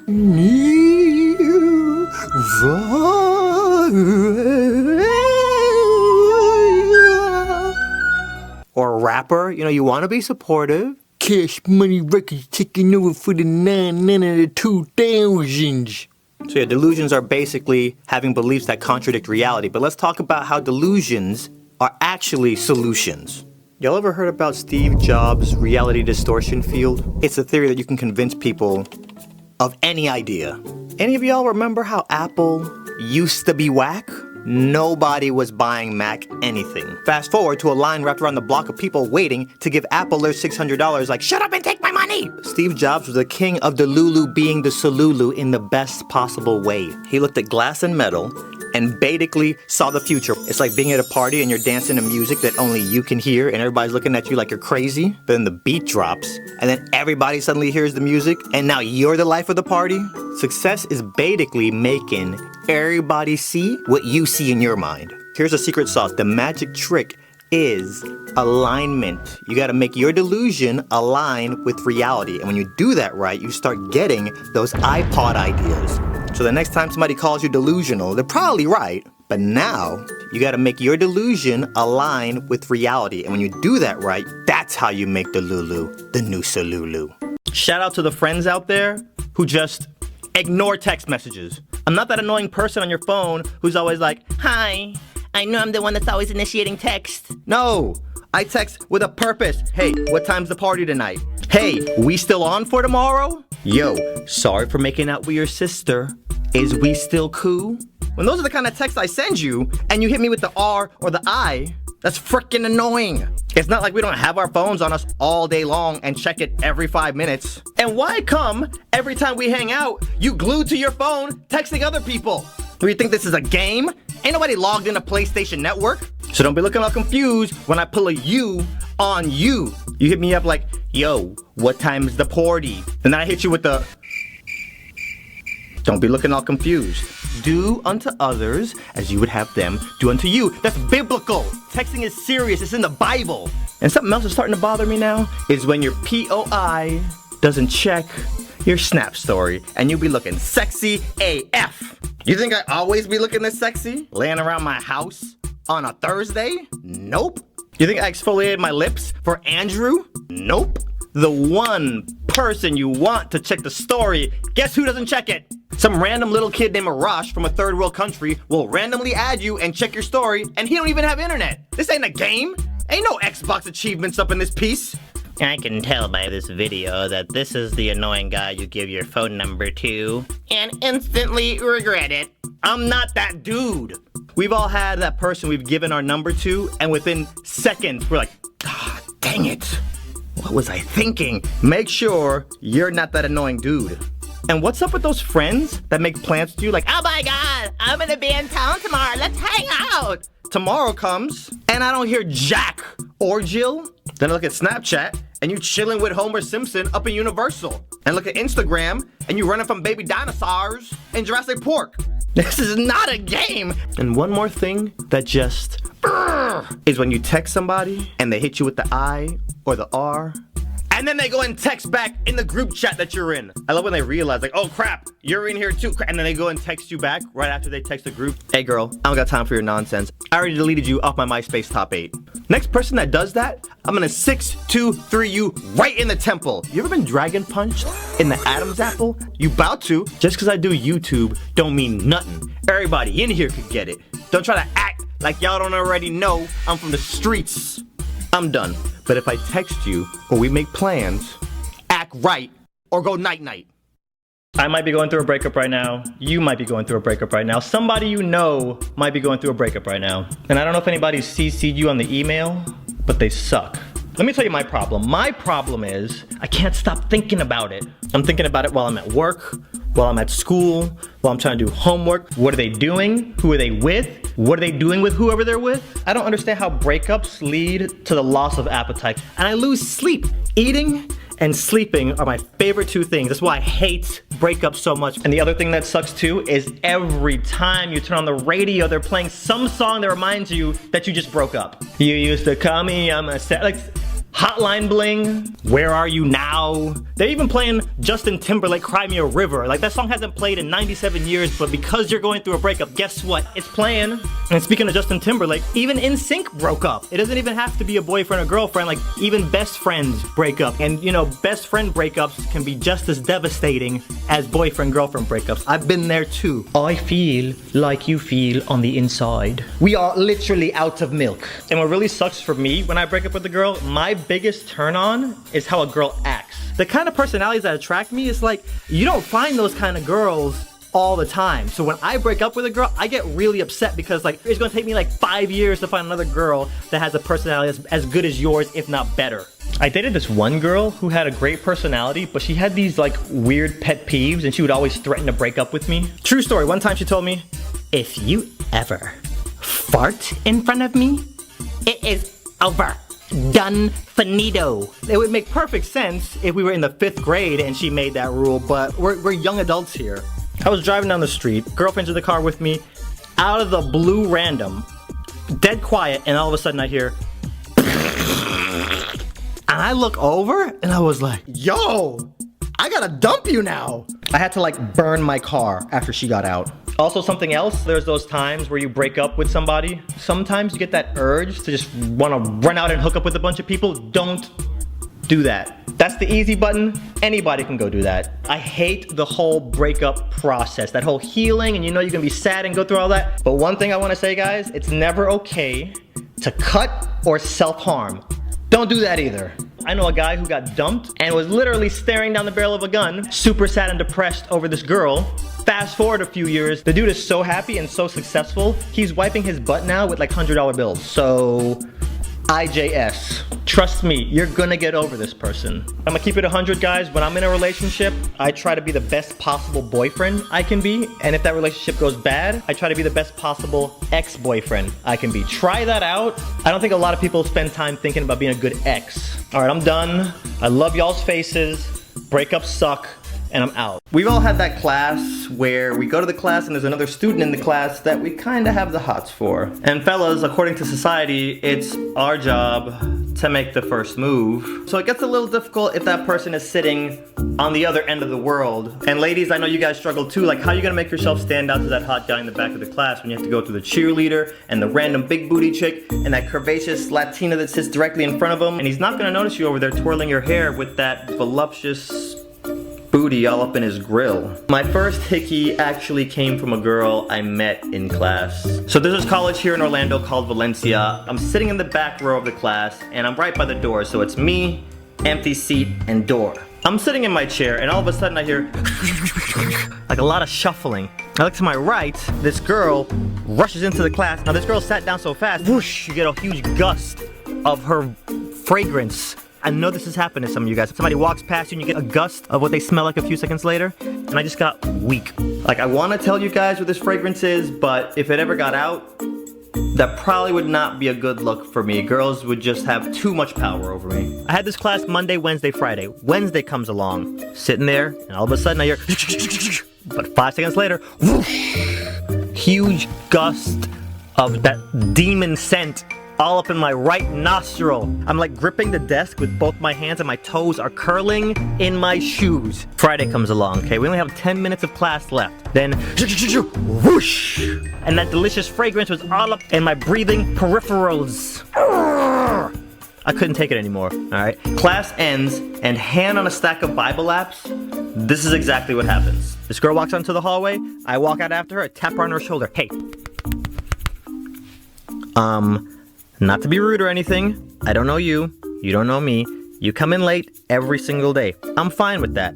Problem I have is you're wearing that fragrance, and that is my weakness. I'm gonna request that you do one of two things. Either A, start showing up on time, or B, stop wearing fragrance to class. Because when you come into class and I get blasted with your fragrance all up in my nostril, I can't be held accountable for my actions. So if I lean over one day and start nibbling on your neck, don't be looking all confused. I said that to this girl and walked off. But as I turned, I saw her start to smile and I was like, yo, that was kind of G. That's some like CEO corporate boss status. Next Monday comes along. All up in my breathing peripherals.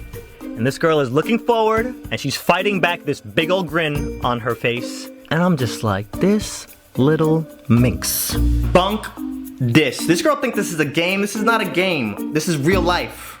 Friday comes. She doesn't even show up to class. Walking through the hallways and I hear, hey. And it's her. She walks up to me and she goes, I missed class and I think we have a test coming up. Let me give you my number. We could link up and study sometime. Give her my phone. She puts in her number. She gives it back to me. I look at it. This girl doesn't put her name in. And then I thought, I don't even know what this girl's name is. Wouldn't you know, midway through the next week, my mom tells me, we're going out of town this weekend. The house is all yours. Feed the dogs, make sure they don't die. So you know what I'm thinking. I need to study with whatever her name is. Friday comes along, my parents leave town, I hit up, we'll just call her girl. I'm free tonight, if you want to come over and study. She's like, I can't make it tonight, but if you're free tomorrow, I can stop by. Where do you live? Fellas, it's not a good look to just give your address out to some girl and you don't even know her name. This was the first and last time I did something like this. Mess around, this girl come to my house and rob me blind. The cops show up and ask me, what was this girl's name? Tamar comes along. I open the door. This girl is standing there swinging her arms. She doesn't have a single book in hand. She walks in and poof, all up in my nostril cavity. All I can smell is It smelled like she showered in it, brushed her teeth in it. Girl, you finna die. Since she didn't come to the battle with her sword, we upstairs in my bedroom watching movies. So we're sitting on my bed, and every time I inhale, like, I smell this demon scent, and I don't even smell it, I smell it. I don't even know what happened. One minute I'm watching the movie and then I blacked out, and the next thing you know, her earlobe is in my mouth. I tried to, this girl thinks this is a game. This is not a game, it's real life. No respawns. Actually, this is a good place to stop it. This video is getting too long as it is. So you gotta come back next week to hear the conclusion. All right, I'll catch you guys next week. Cut it. So on Instagram, 68% of y'all said, I need to keep the beard. So you're gonna get it for one video and that's it. You ever let a friend or your parents borrow your car, you get your car back, and they left it on some crazy radio station? So I'm driving and my mom left the radio station on NPR. The guy on the radio's like, Disney and Universal are at war! dang, it's a war now? Yes, it's a war, mate!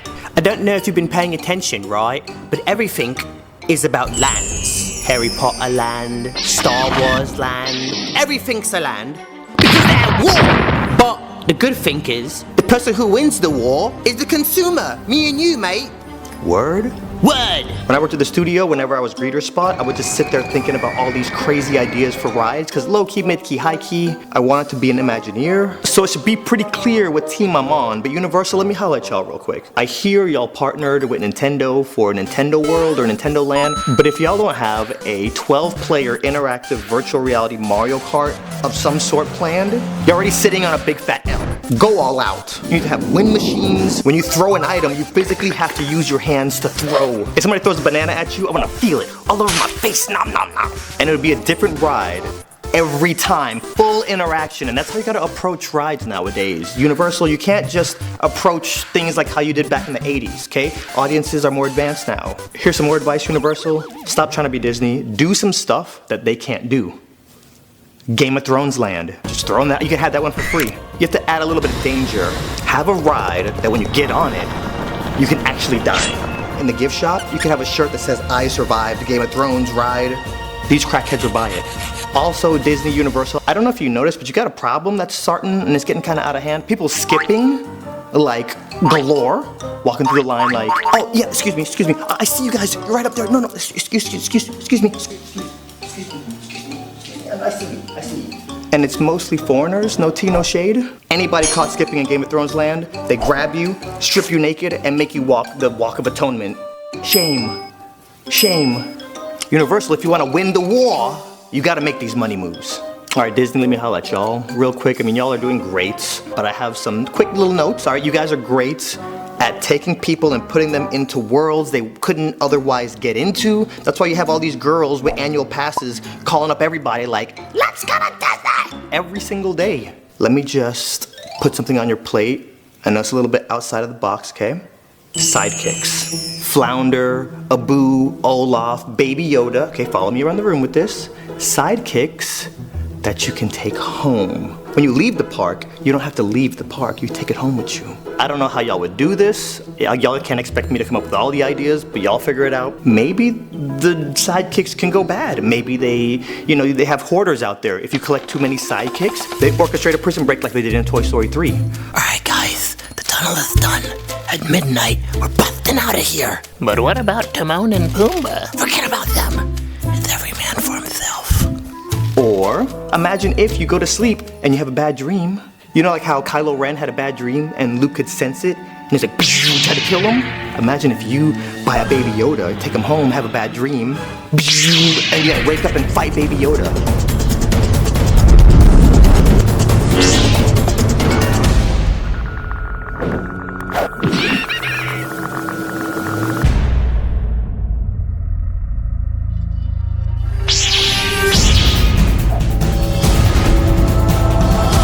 How awesome would that be? Insert a little bit of danger in there. These are the ideas that I'm giving y'all for free. Imagine if you paid me. But Disney, here's just one more tip. If y'all start losing the war and Universal starts kicking y'all's butt, here's just one more tip. Buy Universal.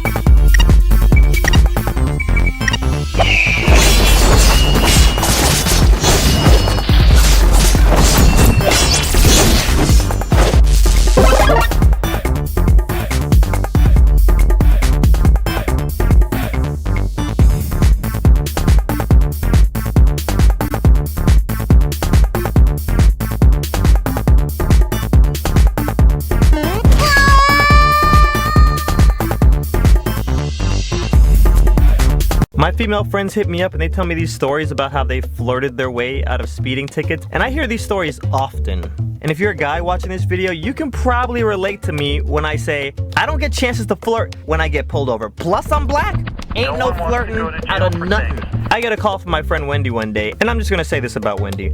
Wendy's chromosomes line up very nicely, okay? Girl look good. And she starts telling me how she just got a $1,300 ticket. As she's telling the story, it's pretty obvious to me that the cop was trying to let her off with a warning, but she went straight hood rat. How dare you pull me over? You were hiding in the bushes like a homeless bum. You can't hide when you clock people. That's entrapment. So because she was mouthing off, not only did he give her a speeding ticket, he added on a bunch of fines and then doubled it because she was in a construction zone. When she finished telling me the story, I made a promise, if I ever get the chance to flirt my way out of a ticket, I'm gonna show you how it's done. So a few weeks later, I'm driving, and for those of you familiar with the Orlando area, this is on Old Winter Garden Road. They were turning 2 lanes into 3 lanes, and I'm driving, I look up, massive construction out of nowhere. I realize I'm the only car in this lane. Look over my shoulder, and I start to turn. As I turn into this lane, I realize the car behind me is a cop. This cop speeds up and almost rams me, and then all of a sudden, they put on their sirens, like, so then I'm thinking,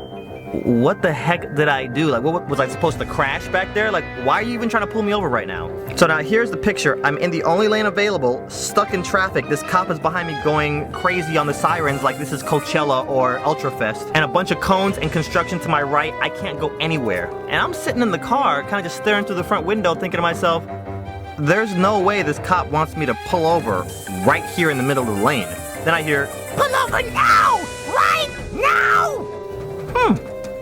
That's a lady cop's voice. So I pull over in the construction and there's like massive rocks and Lord knows what over here. All I'm concerned about is not running over a nail at this point. So I turn off my car and I'm like, okay, let's do this. Look up in my rearview mirror and out steps a lady cop. But it wasn't just a female cop. It was a black female cop. And I'm like, yes, it is about to be on like Diddy Kong racing. I'm about to lay the Mac down so bad you don't even know. Ask about me. So now I've got 2 mission objectives. Objective number 1, flirt with the female cop. Objective number 2, get out of paying a ticket. Now this lady cop doesn't walk up to my driver's side window. She walks up to the passenger side window. Boom, boom, boom, boom, boom, boom, boom, boom. This lady started banging on my window so hard, I thought I was listening to the Jurassic Park soundtrack. Open this door right now! Okay. Roll down the window now! And I'm sitting there like, what in the what? This is not how I visioned this whole scenario playing out in my head. I make all my movements really slow and awkward just to kind of maybe give her some time to realize how psychotic she's acting right now. I didn't have automatic windows. I had the old school roll down windows, okay? Don't ask, all right? So I lean over real slow. I'm manually rolling this window down and I'm looking at this lady like she's cuckoo for Cocoa Puffs. And then she starts. What is your problem? What is your problem? You almost killed me back there. Where did you learn how to drive? Did you learn how to drive at a school for blind people? How long have you had your license? Since I was 16. I would, This lady is talking in like fragments, like she has Tourette's, like she's not even finishing a sentence. She is so mad. You know, I don't see this ending well, so in my mind, I'm just like, I'm gonna have to bust a kamehameha up in this girl's grill, cause she obviously don't know who she's dealing with. Give me your license register.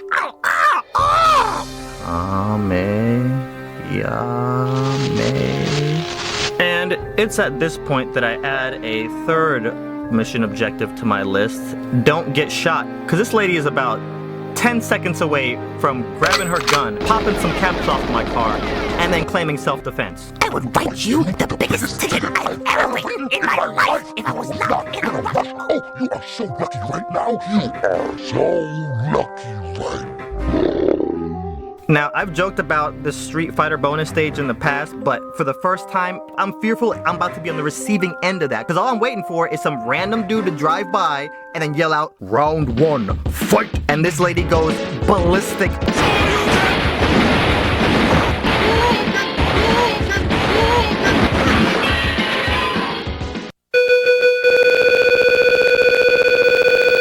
So she yells her head off some more, runs back to her car, and before the smoke even clears, she's gone. And I'm like, what just happened? Okay, mission status. Objective 1, flirt with the lady cop. Failed. Objective 2, get out of paying a ticket. Okay, pass. Objective 3, avoid getting shot up. Pass. As I'm sitting there, it dawned upon me like, I get it. That lady cop obviously is not attracted to I meet this girl who lives in Miami and we're trying to decide on where to go for our first date. Come to this music festival with me. Girl, I'm from the streets. We don't do music festivals, okay? Concerts. You wanna go see Drake? You wanna go see Future? I'm gonna be there. Please? Fine. I drive 3 hours to Miami for this. I've never been to a music festival, not one day in my whole life. The question I get a lot is what kind of music I listen to, and I listen to everything. A little country, classical, soca, reggae, screamo. The only thing I don't listen to is death goth. Kill your bunny, kill all your pets. However, I'm gonna keep it 100p. I feel like there's a lot of filler in the trance, dance, EDM community. First thing that stood out to me was how savage security is at these things. Gum, trash. Your organic chemistry book, trash. Anything you brought to this thing was getting thrown in the garbage. As soon as me and Ash get in, I hear, sWooZie! Turn around, Stu runs up to me. I'm not trying to make like a huge scene, I'm sorry for yelling, but yo, I just love you on the low key, I love your vids, bro, I F with you heavy. Oh my God. You have candy. He grabs my hand and starts doing this Naruto hand thingamajig, and the truth and the light, and I'm following along like I don't have no idea what he's doing, but I'm trying to play along like I know. Halfway through this little thing, I'm looking at him like, bro, this ain't Dragon Ball Z. We can't fuse. I don't know what you're trying to do. So he sees the look on my face. You don't know how to do the candy thing dance that we do with our hands?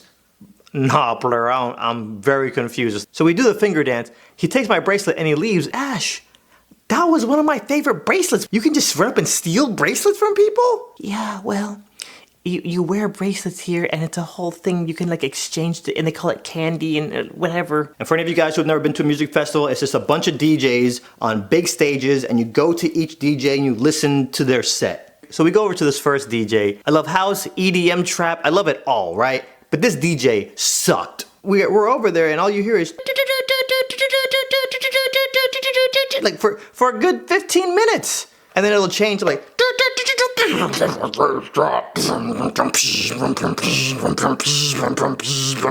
I need more than that. You know what I'm saying? As all this is going on, I'm just looking around because at this point I'm just people watching, okay? We start walking to see the next DJ and I see this topless guy with a book bag. He turns left, says something to a girl, turns right, says something to a girl, and these girls are just like giggling and they keep walking. So as me and Ash get close to him, he looks at Ash and he's like, hey, you wanna make out? No, I'm okay, but thanks for the offer. We get to the next DJ set and it's the same.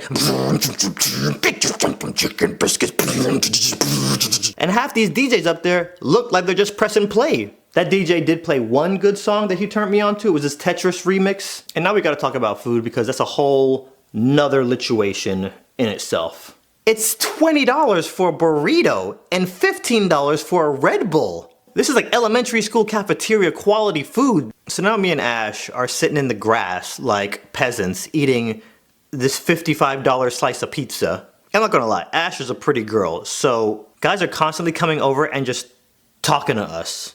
These two British guys came up to us. I don't know how they kind of broke the ice, but there was one of those British guys that kept saying, he had like a little catchphrase. He kept saying, not in my section. I was sitting there listening to Diplo, and then this guy bumped me, and I mean, it's all up in my section. It's not in my section, mate. We were listening to this DJ, and this guy tried to skip me, and I was like, not in my section, mate.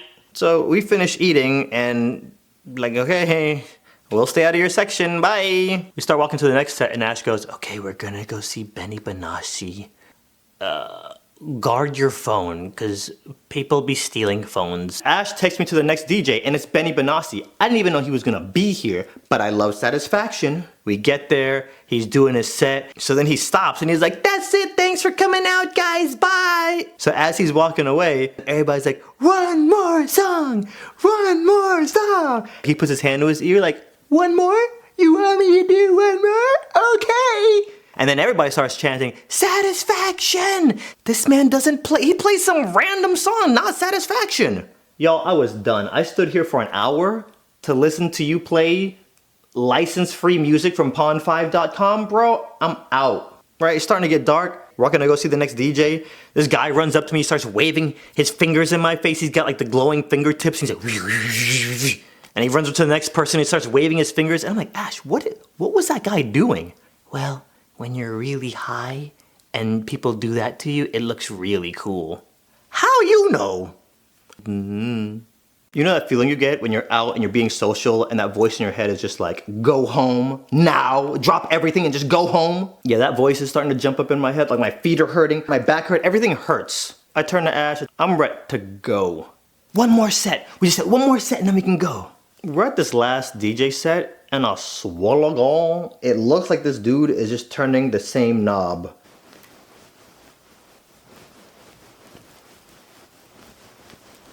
And then for every transition, this is him. 1, 2, 1, 2, 3, let's go. You got paid 6 figures to come out here and pull a Sesame Street with the turntables?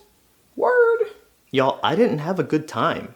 Am I the only person in history who's went to one of these and didn't like it? But I see these YouTube videos, like I'll watch a Skrillex set, and everybody in the audience is just having the best time in their life. Music festival season is heating back up.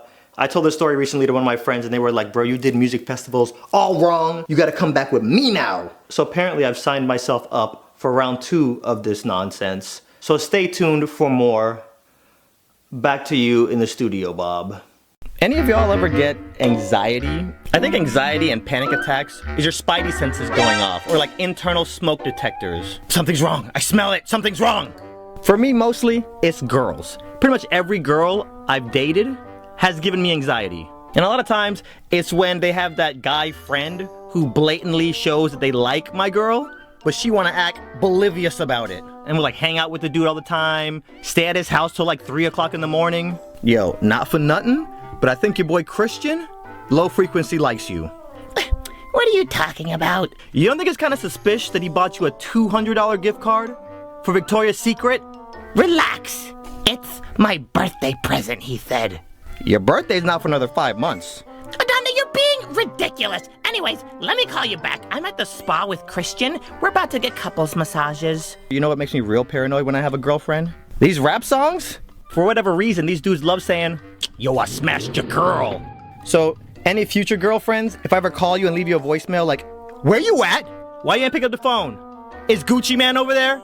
Mira, is he over there? He better not be over there. You know what else? Planes. Planes give me anxiety too. I don't even have a phobia of flying. It's just every time I go to board a plane, my brain always goes, hey, you know what we haven't thought about in a long time?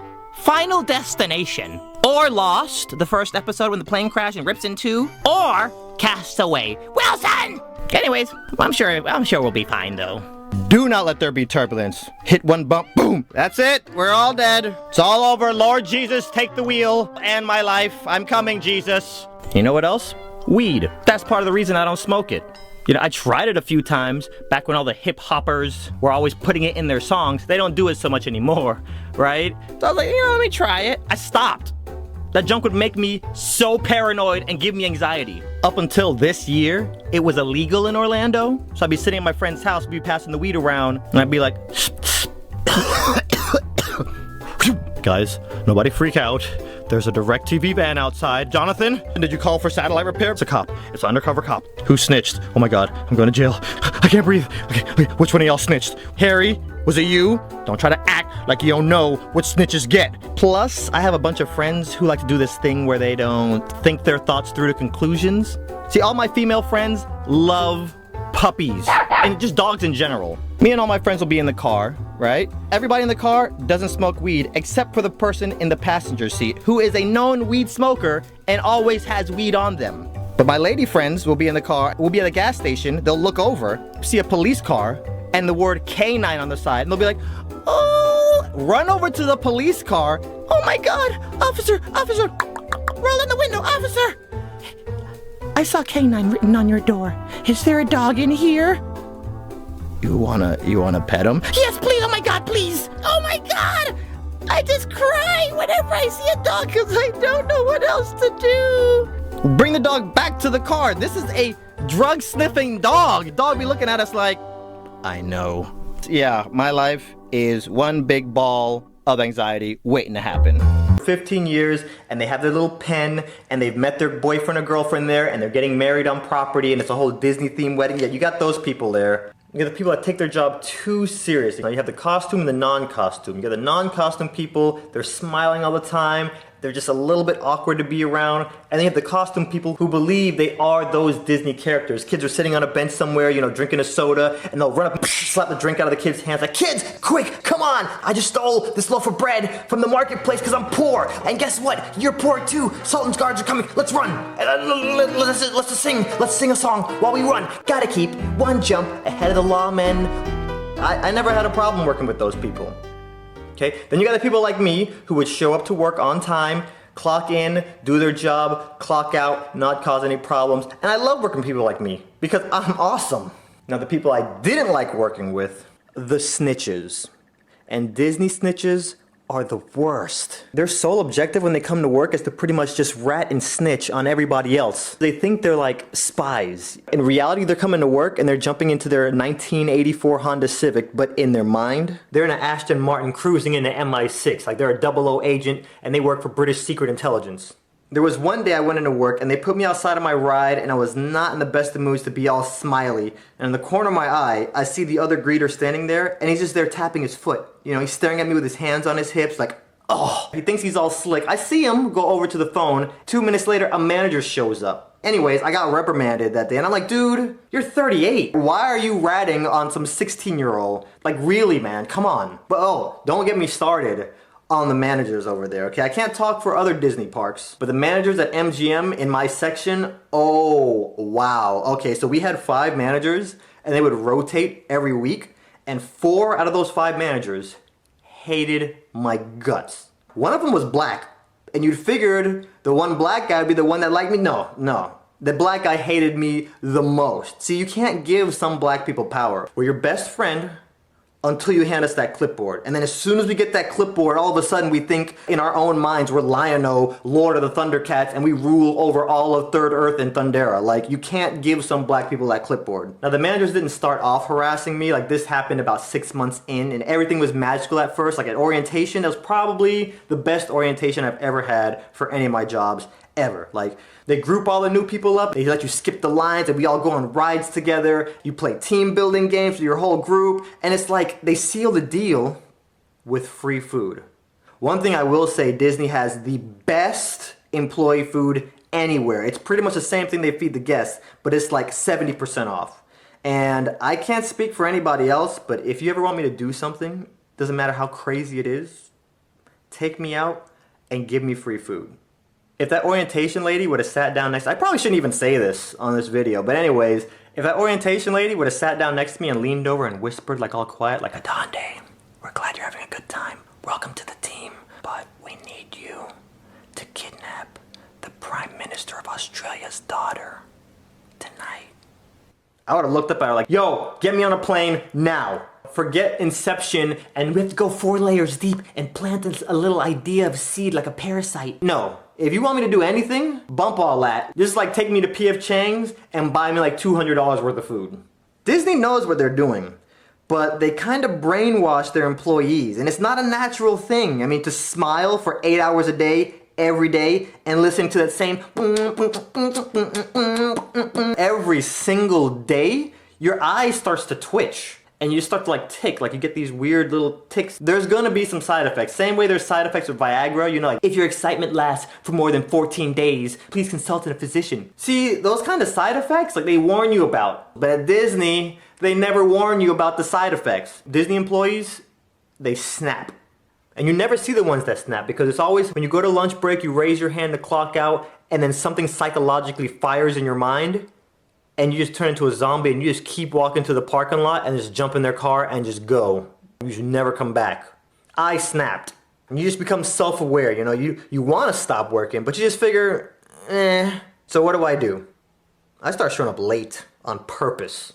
First it was 5 minutes, then it was 10 minutes, then I bumped it up to 30 minutes, and nobody would notice. I had to step it up a little bit. So what do I do next? I start stealing.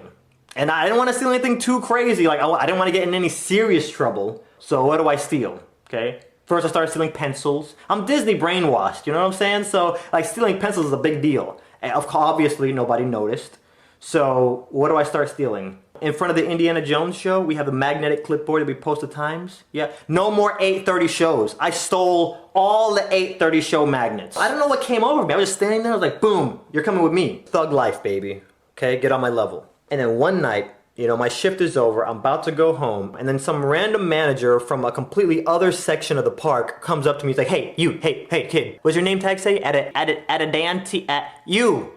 Adamantium, come with me. I'm walking with this guy, I'm like, what's up, man, I'm about to go home. He's like, no, you're not going home. We need you. All right, a company just rented out the parks, and they only rented out half the park. So you see over there by Star Wars, where there's no lights and it's pitch black and there's a bunch of roaches scattering around and Lord knows what over there? We need you to stand there for about 3 hours. And I'm looking at this guy like, you're kidding, right? I gotta go home, man. I got school tomorrow. He's like, well, look, buddy, I'm sorry. Okay, we all got things to do tomorrow, but you gotta stand over there. In case any guests get lost, we need you to stand over there in the darkness, and if they walk over to you, redirect them back over to civilization where all the partying is, okay? We're gonna all be over here. You stand right over there. I'm like, okay, well, how long do I have to stand over there? Maybe a few hours. I'll come and let you know. I'm over there standing, and the longer I stand there, the more heated I get. This guy's talking to me like I'm he's talking to me like I'm an animal? What do you think I am? Why am I the only person standing over here? I don't see anybody else. I quit. I'm done. I'm out of here. Peace. I'm walking. I'm done. That's it. I don't care what happens. I am done. I hope that guy sees me walking out. And as I'm about to get to wardrobe to clock out, I look down the street and all I see are Disney chefs, and the entire road is full of just free Disney food. Chefs are tossing pancakes in the air in slow motion. You got chefs on the grill. Free food galore, and that comes as one of the packages. Like, you can rent out the park and the entire park is catered. I gotta get some of this food. But it's like all rich old people around. Like, I can't blend in right now. You know, I assess the situation and I realize, okay, 1, I'm rehiring myself. 2, I gotta find out what the deal is with all this. So next day I come into work and I pull aside one of the employees that have been there for like 3 years, and I'm like, yeah, people can rent out the parks? She's like, yeah. I'm like, okay, crazy question, I know. So they always have free food like that? Or how does that work? Like, yeah, they always get free food. Okay.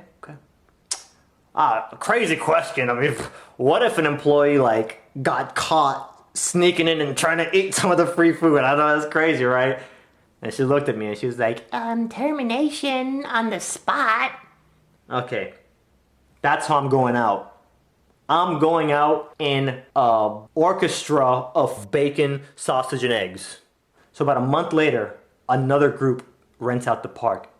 So now I'm just sizing everybody up. I'm like, no, still, I can't blend in with you guys. But 2 months after that, a high school rents out the entire park.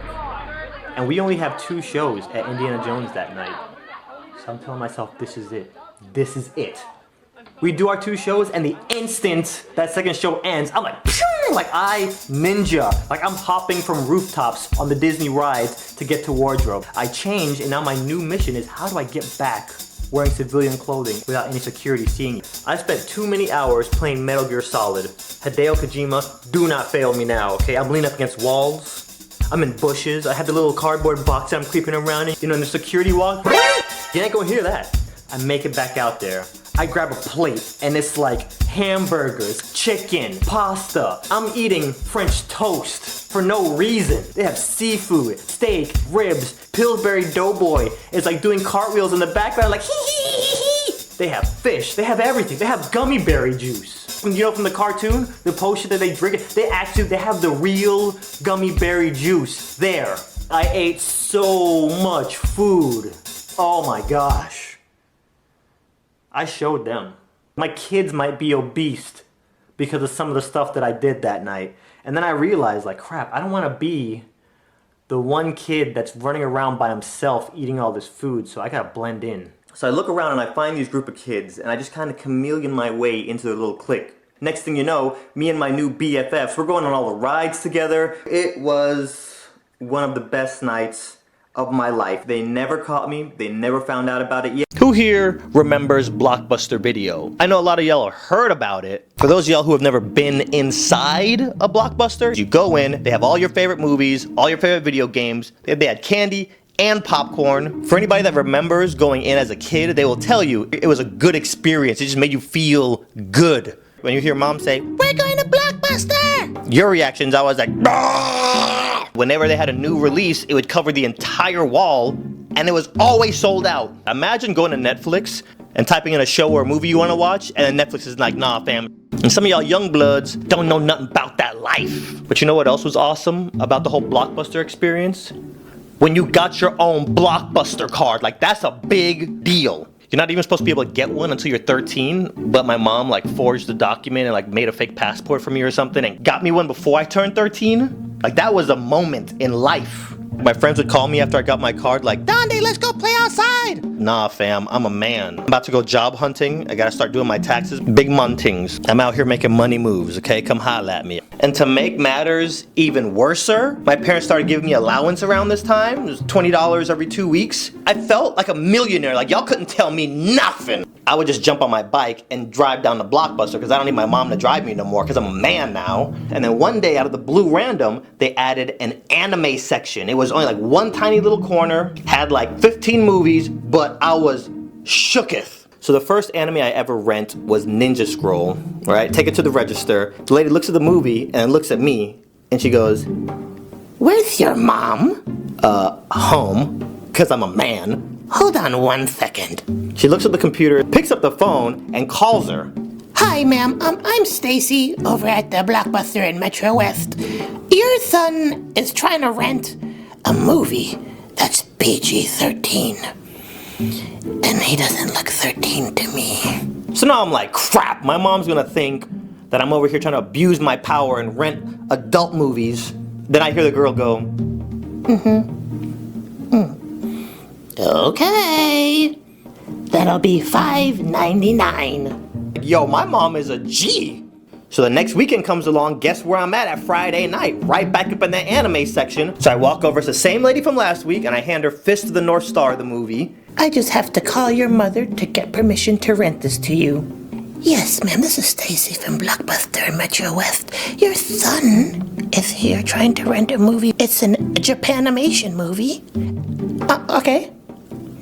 Okay, I just have to, let me just read you the ratings really quickly, okay? Nudity, adult situations, blood, and violence. Did I mention that it contains a nudity? Do you want me to rent this movie to your son who is here? Are you sure? No, yeah, okay. Blink once for yes, blink twice for no. Okay, no problem, ma'am. Sure, okie doke. And I'm here like, mom is the MVP. Me and my mom never even talked about this. She just knew what to do. And this other time I went into Blockbuster, I go over to the video game section. The brand new Star Fox 64 just dropped. All of them were sold out except for one. Again, for anybody that's gone to Blockbuster and you've experienced this scenario, you know how happy you get when you get the last copy. Grab it, go over to the register, give it to the guy, and he goes, "Yo, I've been trying to get my hands on this. You know how hard it is to get your hands on this game? I can't even get my hands on it, and I work here. When did this copy even get back in here? I've been waiting for it." So I give him the money, I rent it, take it home. The graphics were like mind-blowing. So I take it back to Blockbuster, drop the game off, and about a week later, I'm home, I hear the phone ring, my mom goes and answers it. Then she walks in the room like, "Blockbuster says you still have their game and you need to bring it back." No, I returned the game like last week. "He said he returned the game last week." "They says you didn't." "Well, I did. My son says he returned the game, that means he returned the game." So fast forward like a month, I think it was.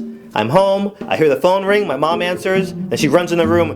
"Blockbuster says you still have their game and that I owe them $125. Part of me is happy, part of me is scared. For anybody that has a parent or parents from Barbados, you know that they swing first and ask questions later. So the fact that my mom's asking questions first, I'm very happy about it. Mom, I returned the game on time. I swears. He returned the game on time. He wouldn't lie about it. Click. Blockbuster kept calling. I pick up the phone, they'd be like, We know you have the game. We're gonna send the collection agency after you. and every time they would call, I'm sitting here like, am I crazy? Did I imagine taking it back and I didn't really take it back? Like, I was stressing out. And when I get stressed out, I break out and get acne. Once I get acne, the chance of me becoming a child model is out the window. I'm not gonna book any gigs if my face is covered in pimples, okay? Then I start thinking, hold up. Maybe when I returned it, that clerk swiped it up and took it home and never brought it back. Like 2 or 3 months later, Blockbuster calls, Ma'am, we just wanted to call and let you know that we found the game. where did you find it? It doesn't matter where we found it, but we found it. I think that was their way of being like, oops, we done goofed. So they erased all of our late fees, but please believe, every time I rented from Blockbuster from that day on, I wouldn't just drop it in the Dropbox. When I'm returning a game, I would walk inside with the game and be like, hey guys, I'm here, la la la la la la la, here, I'm here, look. And a little while after this, So for my last senior skip day, all the seniors went down to Daytona Beach. There was this girl I was talking to, her name was Yvette. She called me up the night before and she was like, Are you going to the beach tomorrow? and I'm like, yee. And she goes, can I ride with you? And I was like, girl, yee. we drive down to Daytona Beach, all the seniors are there, we all have fun. Things start winding down and then Yvette comes up to me and she was like, Hey, some of my friends from my class, can you maybe give them a ride back to school? And I'm like, yee. go to leave, Yvette and her friends come over. About a mile up the road, I'm driving, and to my right, there's a shopping plaza. Nobody's in front of me, and to my immediate left, there's a turning lane, and I see a cop facing me in that turning lane. As I'm about to go past this cop, he slams on the gas and darts across like into the shopping plaza, and I had to slam on the brakes to not T-bone this dude. About half a mile up the road, I'm driving, I look into my rear view, and guess who I see flying up on, yeah, okay. Here we go. Pull over, turn my car off, and then I hear him in the back. Get out the car, kneel! Open the door, get out, he runs up on me. What are you doing? So then I'm like, what are you talking about? You sped up to try to hit me. And you wouldn't have killed me, you would have killed my partner. And he points back at his SUV, and I look in the passenger seat, and there's this old dude that has no business still being in the line of duty. This guy looks like he's 99 years old. If this guy was ever on duty by himself, I had to jump out and chase the perp. Like, the dude would have been in Cancun by the time this old cop ever got out the car. I can't flirt my way out of a ticket. I don't know if you guys have noticed, but I'm black and I'm male, and that's 3 strikes. So I gotta think outside the box whenever it's a traffic stop. My angle is confusion. So when you look at me sometimes by the way I'm dressed, you see straight out of Compton, but as soon as I open my mouth, you get Carlton from Fresh Prince. Officer, what's going on? I obey the laws of the road. I just accepted the Lord Jesus Christ as my savior. It's not unusual to be loved by anyone. I'm so concerned right now. And then he keeps going, you got any drugs on you? And before I could even process if that was a racial poke or not, this guy starts patting down my sides. I don't even have any pockets, whatever. I let him do his thing. And then he notices I have a car full of females. He looks in and he looks at the girls and he's like, ladies, are you okay? Hand to God, this is what he says next. Are any of you in this car against your will? Dude is about to pull a teddy bear like, show me on this teddy bear where he touched you. Then the cop made me pop my trunk. As he's looking through my trunk, like I look back at his partners, I don't even know if this dude is awake. His eyes are squinted.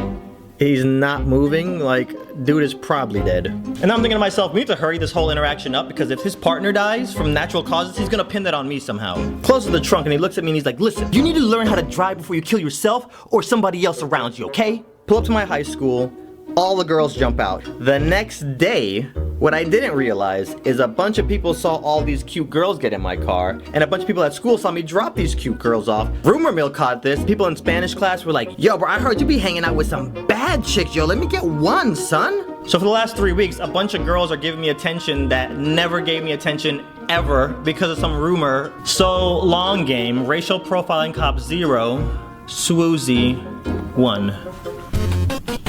I'm at a party talking to my boy Anthony. I don't know how we got on the topic, but we started talking about rappers. From rappers, Jay-Z comes up. Jay-Z, you know, when I was a lifeguard, he came out to the pool. He was a cool guy. I met Jay-Z. He is not cool. I judge celebrities by how they treat their fans. What happened? I was at work. I was in the break room on the pooter, hacking. There is no spoon. Simone is at front desk in the fitness center. A customer's walking out, and then I hear him say, "What's your name, Simone? Well, if you get bored, come see me in 7090. Big pimpin', spending G's." That voice sounds familiar. I think Jay-Z just hit on me. What? Oh, I think Jay-Z just hit on me. He wants me to come to his room.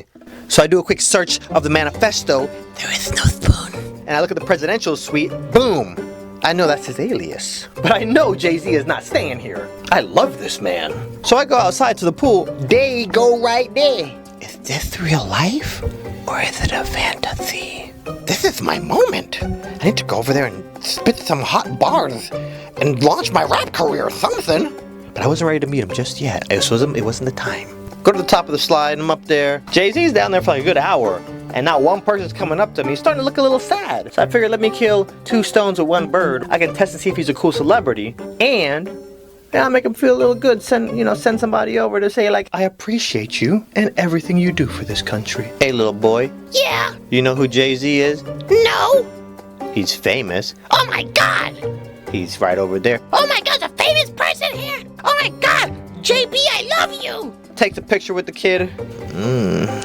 I need to do more recon. Every kid that came up to the slide, I was like, there he go. Oh my God. Next thing I know, there's like 97 kids trying to get a picture with Jigga. Aw, Trick love the kids. This dude signed every autograph, took every picture. He was kind of sitting out there like he wanted to be seen. There's still not enough evidence here to support my theory. I start calling my boys from their house like, yo, Jay-Z's right over here. I'm looking right at him. Pull up. I'm on top of the slide waving at people on the street like, yo, pull up. Jay-Z meet and greet. Hi, yeah, I'm here for the Jay-Z meet and greet. Do you guys take card? No cash only, Mike. What was that? No cash only, Mike. I'm having a hard time catching the accent. Just one more time. Cash only, mate. By the way, Jay-Z hit on me. Jay-Z was down there looking like, how do all these 5-year-olds know who I am? When I get bumped in the rotation, I walk by Escabana a few times picking up towels. I could have said something, but it wasn't my time to meet him. But Jay-Z stayed on the pool deck for 7 hours, just chilling there. As soon as it got dark, these 2 girls show up. So 11 o'clock comes, time to close the pool. All right, I'm gonna go talk to Jay-Z now. It is time, Simba. I got my mixtape in my hand. I'm ready to hand it to him, right? Casual.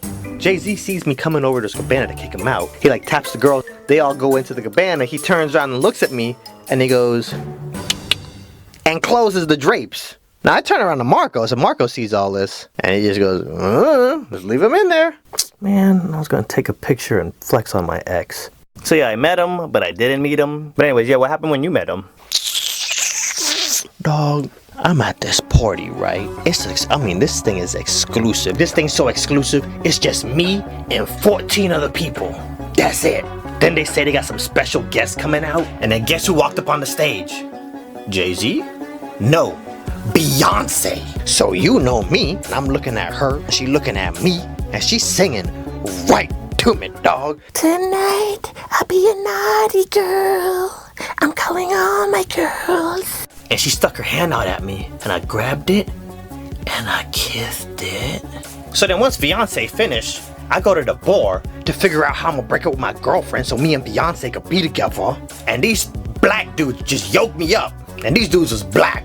I mean, black dudes. I mean, like, they so black, their eyes were yellow, dog. They snatched me up, throw me in this back room, and then Jigga was in there. And he go, hey, yo, bodyguard, drop an ambiguous beat so this video don't get demonetized.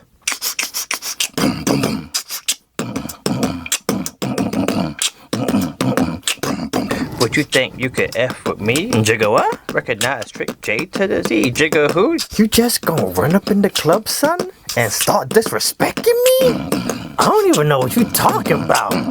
Dog, I think you got me confused. Oh, that wasn't you kissing on my girl? That was a mother butt ugly dude? My bad, I wasn't trying to be rude.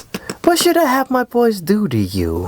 And as soon as he said that, my heart sank into my booty. I realized he was hinting at a dirt nap, pushing up daisies. See you at the crossroads, and you won't be lonely. Now see, at this time, they were still dating in secret, so the public didn't know. So I didn't know. Jigga man, I swear to God, I didn't know. I didn't mean no disrespect. Just please let me leave. See, people see all this rap stuff and forget that I'm from the block.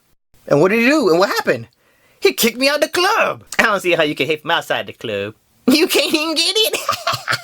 I'm confused because he mad at me for kissing the girl hand. And then he go and cheat on her. Swooz, I thought I was about to die. I think I'm seriously traumatized from all of this. Bruh, you are looking at this completely wrong. You got to touch Beyonce, the queen herself. Anytime something bad happens to you and you start focusing on the negative, just ask yourself this. But did you die? No. I go to get my car alignment done, and I have like a 2-inch drop on my car, and when your car is lowered, you can't just go to those regular like alignment shops, you have to go to a performance shop. So I walk in and I start talking to the guy, and I'm like, my man, I have to leave for New York tomorrow, and I have like a million errands to get done. How many people are in front of me? Like, what's the wait right now? And he's like, oh man, we got like a few cars ahead of you, so it's gonna be a few hours. Wait, hold on. You look Are you sWooZie from YouTube? Yeah. Bro, oh my god, my girlfriend loves you. Like, she walks around the house quoting your she shares your videos with everybody. This guy points and he's like, why don't you just take my car and you can just come back like in an hour. So let's just say his car was a, I don't know, red Audi R8 convertible. So then I'm like, yo, pause the DVD, rewind, pause, play. I'm pretty sure Jake from State Farm doesn't have me covered on your plan. He's like, bro, I trust you, okay? I would be honored if you took my car. Just go, run your errands, just make sure to be back here by 6 o'clock. So I do what any red-blooded Trinidadian male would have done in that situation. Like, I'm out. So I'm on Turnpike now, driving down, listening to Taylor Swift, and then the silver Honda Accord flies by me on the left-hand side. And I'm just like, whatever. And about 30 seconds later, on my right-hand side, this Bronco speeds by. The Bronco passes the Accord, but then I see him slam on his brakes to like match speeds with the Honda. And from the back, I can see his head turn and he's just staring hard. So after about 60 seconds, the Bronco just speeds off. So you know, I'm a detective, so I gotta investigate the situation. I speed up and match speeds and I look over, yo. Like, I'm not even gonna go into details, but the girl that was driving the Accord, the girl looked good. I know when I'm driving around and I see a cute girl in a car next to me and she's in like a nice car, her attraction like skyrockets. So I'm wondering, ladies, maybe y'all could tell me in the comments, like, does that work the other way around? Because right now I'm looking like I roll up to the ATM and poof, turn it to dust, son. So she looks over and we make eye contact and she starts smiling. So I give her a little nod and I smile back. I know girls that look this good usually don't want it if it's too easy. So what do? Speed off. Come get me, girl. I don't know what kind of came over. I think it just like I got nervous and was just like, I'm gonna go. And then if you don't chase me, I'll slow down. I get about 4 car lengths out in front of her. And then she speeds by me. I speed up and as I pass her, we catch eyes again and we're both smiling.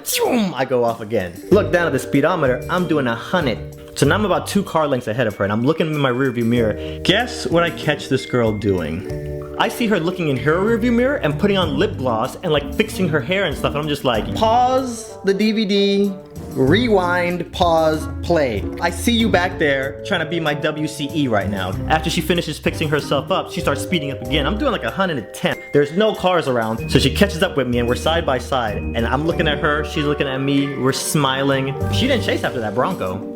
She's chasing after me. So I hold up my phone and I just mouth the words, what's your number? And in my head, I'm thinking, you know, she's gonna be like 407, you know, like that. And she starts cursing me out, yelling all kind of profanities. She was doing a lot of this as she was talking, but the basic message was, you idiot, we're on Turnpike. How am I gonna give you my number? But with like a lot of F-bombs in there. So let this be a lesson to everybody. Just because you see someone attractive in a car next to you and they chase you down and they play cat and mouse and they're smiling at you and fixing themselves up, doesn't even mean that they're even remotely interested. Way to go, I was about to make you my WCE. We all hate confrontation, right? Can we all agree on this? Yes, we're all on the same webpage? We're all using the same Wi-Fi? The breeding ground for a lot of confrontation, for a lot of us, is that, can anybody guess it? Anybody? You with your hand up? Work.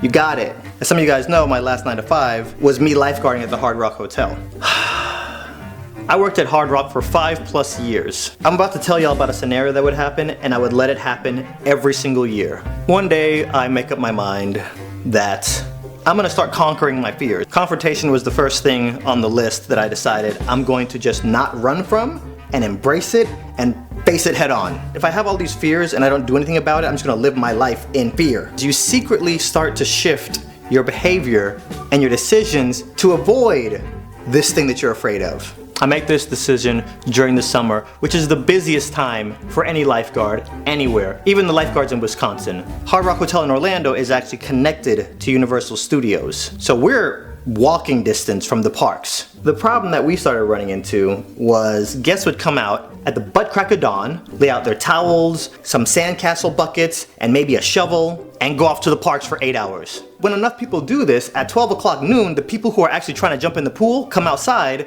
no chairs or tables available, standing room only, and only 4 people are on the pool deck. That's a problem. We even have servers who walk around the pool deck and bring you food, drinks, whatever. One day I'm on the guard stand and your horror walks up to me and she says, "I don't know how I'm gonna pay my bills this month."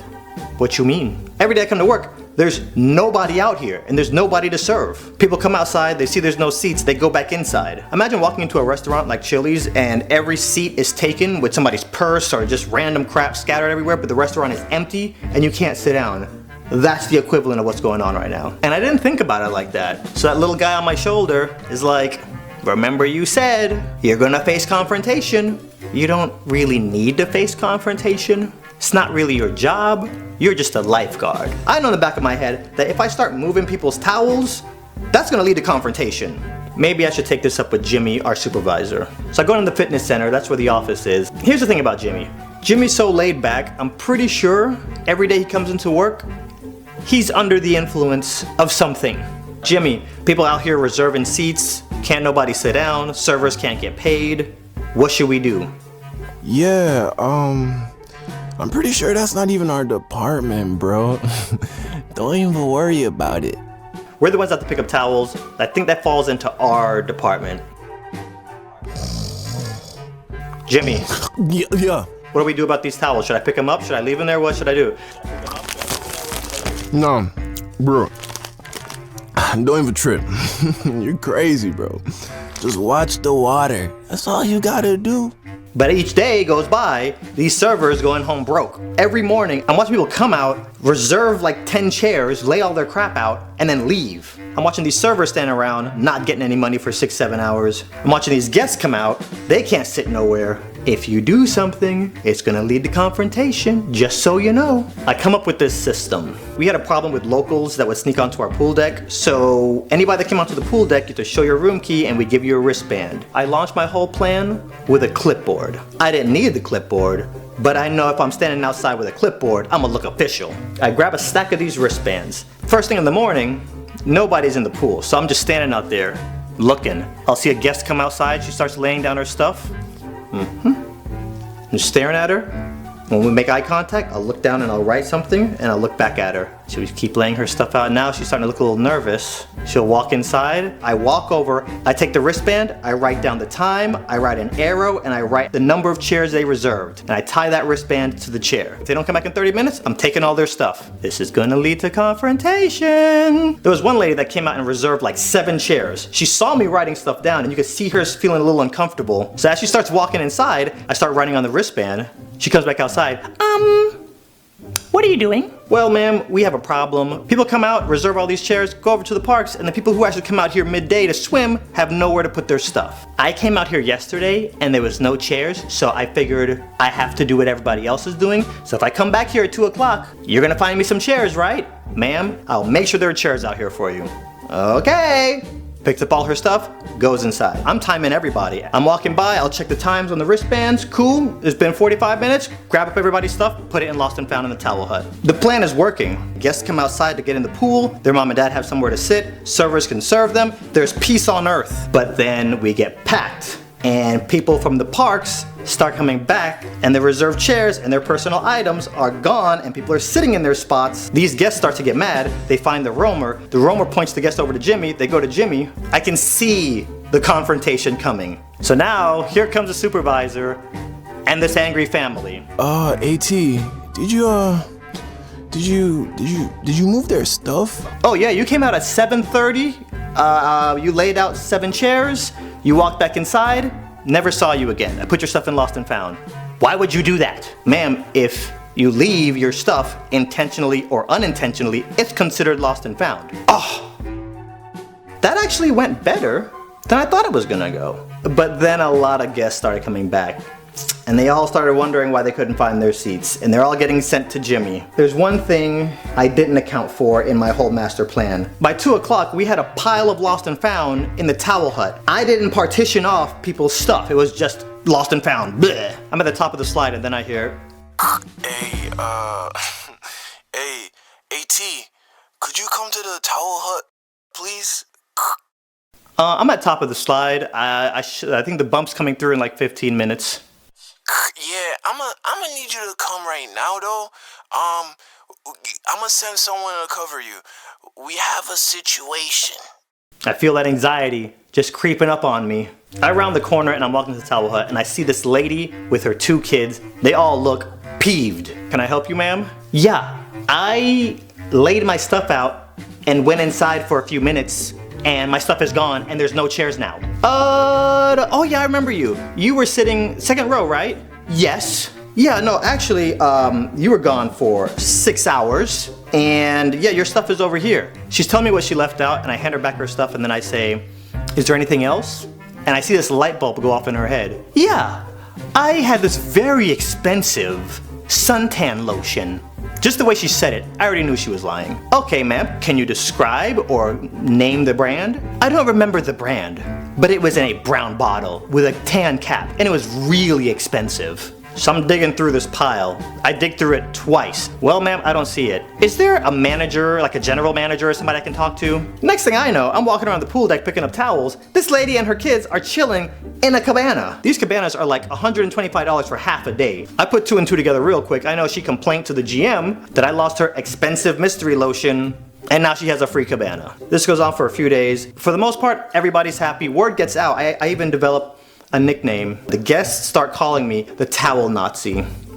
It was going good for a little while. And then one day, the sun wasn't even up. I'm stalking the cabanas, and I see this shadowy figure laying stuff out on like 15 chairs. What concerned me was the size of this silhouette. This dude, even in the dark, looked like Arnold Schwarzenegger ×2. Bodybuilding competition type body. Well, this is how we die. You know what? I got this. I go over, right on the wristband. My hands are like shaking as I write this. You guys see this? I am sweating retelling this story. He laid out a bunch of personal items. Suntan lotion, headphones, barbecue grills. Had I not witnessed him lay that stuff out and then leave, I would have thought nobody is stupid enough to lay all this stuff out here. So that made this whole situation the perfect storm for confrontation. He's not gonna come up and be like, oh man, my stuff is gone, oh well. I know that's not how this is gonna go down. I give him a little bit extra time. I give him like an hour, and I don't see this dude, so I pick up all of his towels. I'm on the guard stand, and then I start thinking, maybe 3 o'clock will come, my shift will be over, and I can leave before Arnold Schwarzenegger gets back and kills me. There's a clock on the side of the building, and I'm just eyeballing that second hand, waiting for 3. It's like 2:30. I'm like, come on, baby, come on, please. I'm almost there, please. Guess who comes strolling out? He sees that his whole row is occupied with other people. Hey, mom. I just wanted to call and say I love you. I'm totally not in any danger at all, whatsoever, even remotely. I see all the lifeguards look at him, and they look at me, and they're ready for a show. I see this guy and his family disappear into the towel hut. Yo, AT, we have a situation. Oh, man. Hello? Yo, what's up? We have a situation? We do? You just called and said we had a situation. Oh, yeah. Yeah, you better come to the towel hut. Yo, Aaron, can you bump AT? He about to die. Aaron bumps me, walk over to the towel hut. Now, I turn the corner and I see this dude, and the first thing I notice is he has what looks like bear claws on his back. How did he get those? I don't know, but this guy seems like like he's very aggressive. He turns around. I'm coming to my stuff and it's not here. Did you move my stuff? Yes, sir, I did. What? What possessed you? What do you think? Those are my belongings. You want to see collateral damage? I'll give you collateral damage. I will terminate you now. And this guy is just popping off. Still sweating, by the way. I think it's getting it's getting bigger. When somebody talks to you like you're a dog, that's embarrassing. Amplify that by a whole pool deck of people looking at you. I look up, everybody in the hotel is pressed up against their window looking down at me. The housekeeping ladies are looking down over the balcony. In my head I'm thinking, this dude's about to swing on me. Okay, Adonde, you need to know what you're gonna do. And I make up my mind, I will sit here and take everything this guy's about to give me unless he swings on me. So anything below that line, we good. I will sit here and I will take it. It's just embarrassing. He's in the wrong. I'm in the right. He's just going off because he's not getting his way. So he finishes. You think that's the end of the story and we're done. No. Hey, hold up, yo, AT, you moved her stuff too, bro. Why, Lord? Yes, ma'am, what can I do for you? You moved some of my stuff too. Okay, I walk into the towel hut, go to the lost and found. What did I move of yours? I had a bracelet. You left a bracelet out here. Yes. The sharks can smell blood in the water now. I didn't pick up any bracelet. Since you're going around picking up everybody's stuff, this is kind of your responsibility. I want to talk to your manager's manager right now. Jimmy comes back out with Mark. This is how she starts off her sentence. Yes, I work for the New York Times. And this man here lost my bracelet. She just smelt free, so she decided to jump on it. She got a cabana for the rest of the week. I'm not gonna lie to you guys, if I had to do this all over again, I would do the same thing. Because guess who got Employee of the Month? And with Employee of the Month, you get a $1,000 check. And when you win Employee of the Month, you get entered in for Employee of the Quarter. Guess who won Employee of the Quarter? But you get another $1,000 check.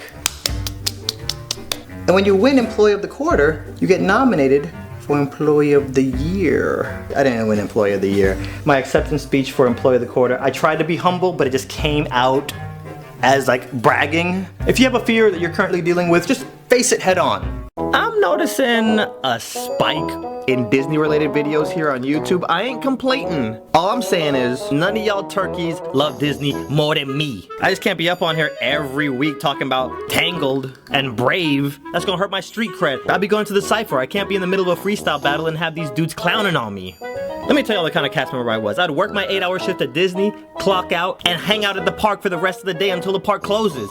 By myself.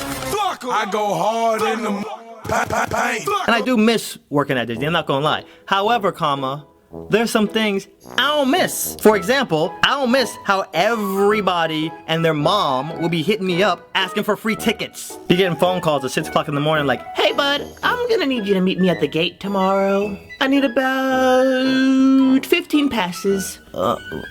Who is this? It's me, Charlie. Remember that time I gave you gum in school at one time? Anyways, I was driving by a playground and I saw these kids and I was like, hey, who wants to go to Disney? I know a guy. I don't even know any of these kids. So if you could just meet us tomorrow. Hold on. Emilio, put down that knife. I knew I shouldn't have let you guys watch Fight Club. Adonde, let me call you back. But something else I missed cast member relationship drama. You know how many Disney employees would only date other employees? Like, I'm sure you guys have heard friends make a pact like, okay, if I'm single and you're single and we both turn 30, we're just gonna get married, okay? At Disney, here's how it goes. If I'm single and you're single in, I don't know, 30 seconds, yeah? We should date. I can't even wait that long. I've already changed my Facebook status. It's a fish. It's Facebook a fish. If you're a straight single guy working at the Disney parks, you have like a 98% chance of getting a girlfriend if you get hired. Here's why. A number of really good looking guys around you don't even like girls. That eliminates a lot of competition right there. And after that, there's only really 2 other types of straight guys left at Disney. They're the regular straight guys, and then you have the extra happy straight guys.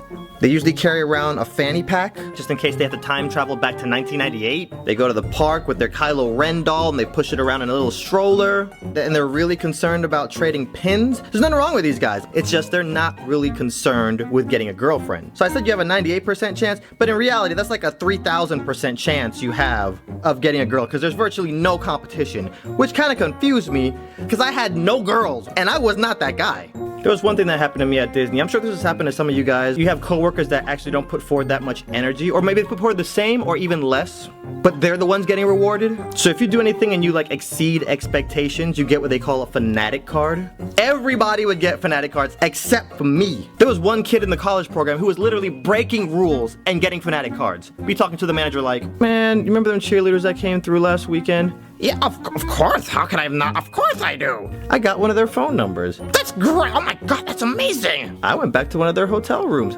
You're saying yes to a guest request. I made out with her too. Oh, what? Actually, I made out with two of them. You're just showing that you're a team player. That's what I love about you. You work well with others. You know, when I left their hotel room, I stole their purse. Gee willikers, you're going above and beyond the Call of Duty Modern Warfare. They had $100 in it too. I bought some crack with it. That's it. I'm giving you a fanatic card. So one day, I just got bored. I wasn't even trying to get a fanatic card, right? Disney put this temporary beach ball kiosk next to Indiana Jones. And the guy that was running it was actually my boy, Renee. So I got this idea. I went over to Renee. I'm like, Renee, let me borrow one of these beach balls, son. He gives me one of the big beach balls. And I walk into the theater and I tell everybody, hey guys, is it cool if I pack everybody's section? Now, everyone at Epic hates packing the theater when you gotta get down front and yell out in front of everybody, hey guys, can you scoot in? Fill in all available space. Everybody hates doing that. I even hated doing that. So I get this beach ball and go down front. Everyone, I need y'all to do me a huge favor. If you guys all scoot in over here, I'll do a backflip off of this rail. Vroom, everybody scoots in. I get up, do a backflip. Yay! This is a 3-man job. I packed everybody's section, over 2,200 people. By myself. I go hard in the paint. Then once everybody was packed in, since you guys have been so awesome, guess what? We finna party! And I break out the beach ball and I throw it into the crowd and everybody's going crazy with the beach ball. EDM music festival up in this piece. Steve Aoki shows up and starts throwing cake. The managers got wind of this. I started doing this for every show. You could tell on their face they hated the idea that I was having so much fun. I wish you would come down here and say something. I wish you would, but you can't. And not only that, after each show, Renee has a line around the block of people trying to buy beach balls. Get on my level. This happened every weekend for 3 weeks in a row. You think I got a fanatic card for this? Nah. The managers were so salty. They were making it so obvious they didn't want me to get a fanatic card. Renee got a fanatic card for selling so many beach balls. They started handing fanatic cards out to the guests in line who don't even work here. You know what? Fluff it. 2 tears in a bucket. One weekend, I go in there, I pack the theater, bust out the beach ball, and then one of the AV techs walks over to me, and he's like, hey, what's your name tag say? Adeline? You can't be giving them the beach ball. Oh yeah? Why not? See, the tech booth, right? It's right up, look right, see right over there? We got buttons and pyrotechnics and, pyrotechnics. Can't have the balls flying in there and it might push a button, might blow some stuff up. Yeah, I can't take the ball away right now because these guys are waiting for the bass drop. Yeah, no. Yeah, okay, here's an idea. How about I stand on the perimeter outside the tech booth and then as soon as the ball comes close, stop! Stiff arm. Just knock it away. Because, I mean, the ball weighs -0.5 ounces anyway, so even if it landed in there, it wouldn't press any buttons. Listen, Adele. No. And after they shut down all my fun, they went right back to rewarding everybody else. Oh! Look at Steven! Look at him! He's role-playing with the guests. He's not role-playing. He's Captain Hook, the little boy is Peter Pan, and the little boy stabbed him with an imaginary sword, and now look at him, he's role-playing, he's playing dead. The little kid pretended to stab him 2 hours ago. There's flies buzzing around his mouth. He's over there taking a nap. Stop hating, hater. Steven, get up. Come back to the office with me, let me give you a fanatic card. Adonde, look at him. He doesn't even want to break character for a fanatic card. Steven, okay, you know what, Steven? You just stay right here. I don't want to mess with your mojo. I'll go to the office. I'll come back with like 15 fanatic cards. You might be single, you might be in a relationship. I don't know your struggle. I don't know what you've been through. DJ, drop that beat. We're gonna do a lightning round real quick, and then we're gonna get into some semi-ratchet stories. People are weird, bruh. Another reason you might be attracted to unavailable people. You haven't met the right one yet, and you're not gonna settle. Let's splinter off the people are weird. People are also delusional. No tea, no shade. People out here nowadays are petty. Some of us are single because we just like hollering at multiple people. We like having options. I know some of us, we have impossible standards. People are too clingy nowadays and you like your own space. But people just like to be theatrical, bruh. If you got a bad attitude, you're negative, or you just like to fight. You ever talk to somebody or dated somebody where you gotta live on eggshells? I was talking to this one girl, it got to the point to where I could not joke around her at all. If you're a hermit, and the only time you ever leave the crib is to go to the grocery, that's probably why you S-I-N-G-L-E. Hey, let's go. I'm acting red like twerking on them headlights. Sorry, I told y'all we're getting to the ratchet stories. I got ahead of myself. Not yet. Sorry. DJ, run it back from the top, playboy. They think this is a game. Damn, son, where'd you find this? Another reason you might be single is relationships are expensive. I went on a double date to Tao in LA. I get that bill, it was like $900. Garçon, excusez-moi. Bruh, you just brought us water, like we haven't even ordered yet. Dating now is like having a second job that you pay to go to. And don't get me started on drinks. Like you go to a bar and you order a round of drinks, you get that bill and it looks like you just bought stock in Hennessy.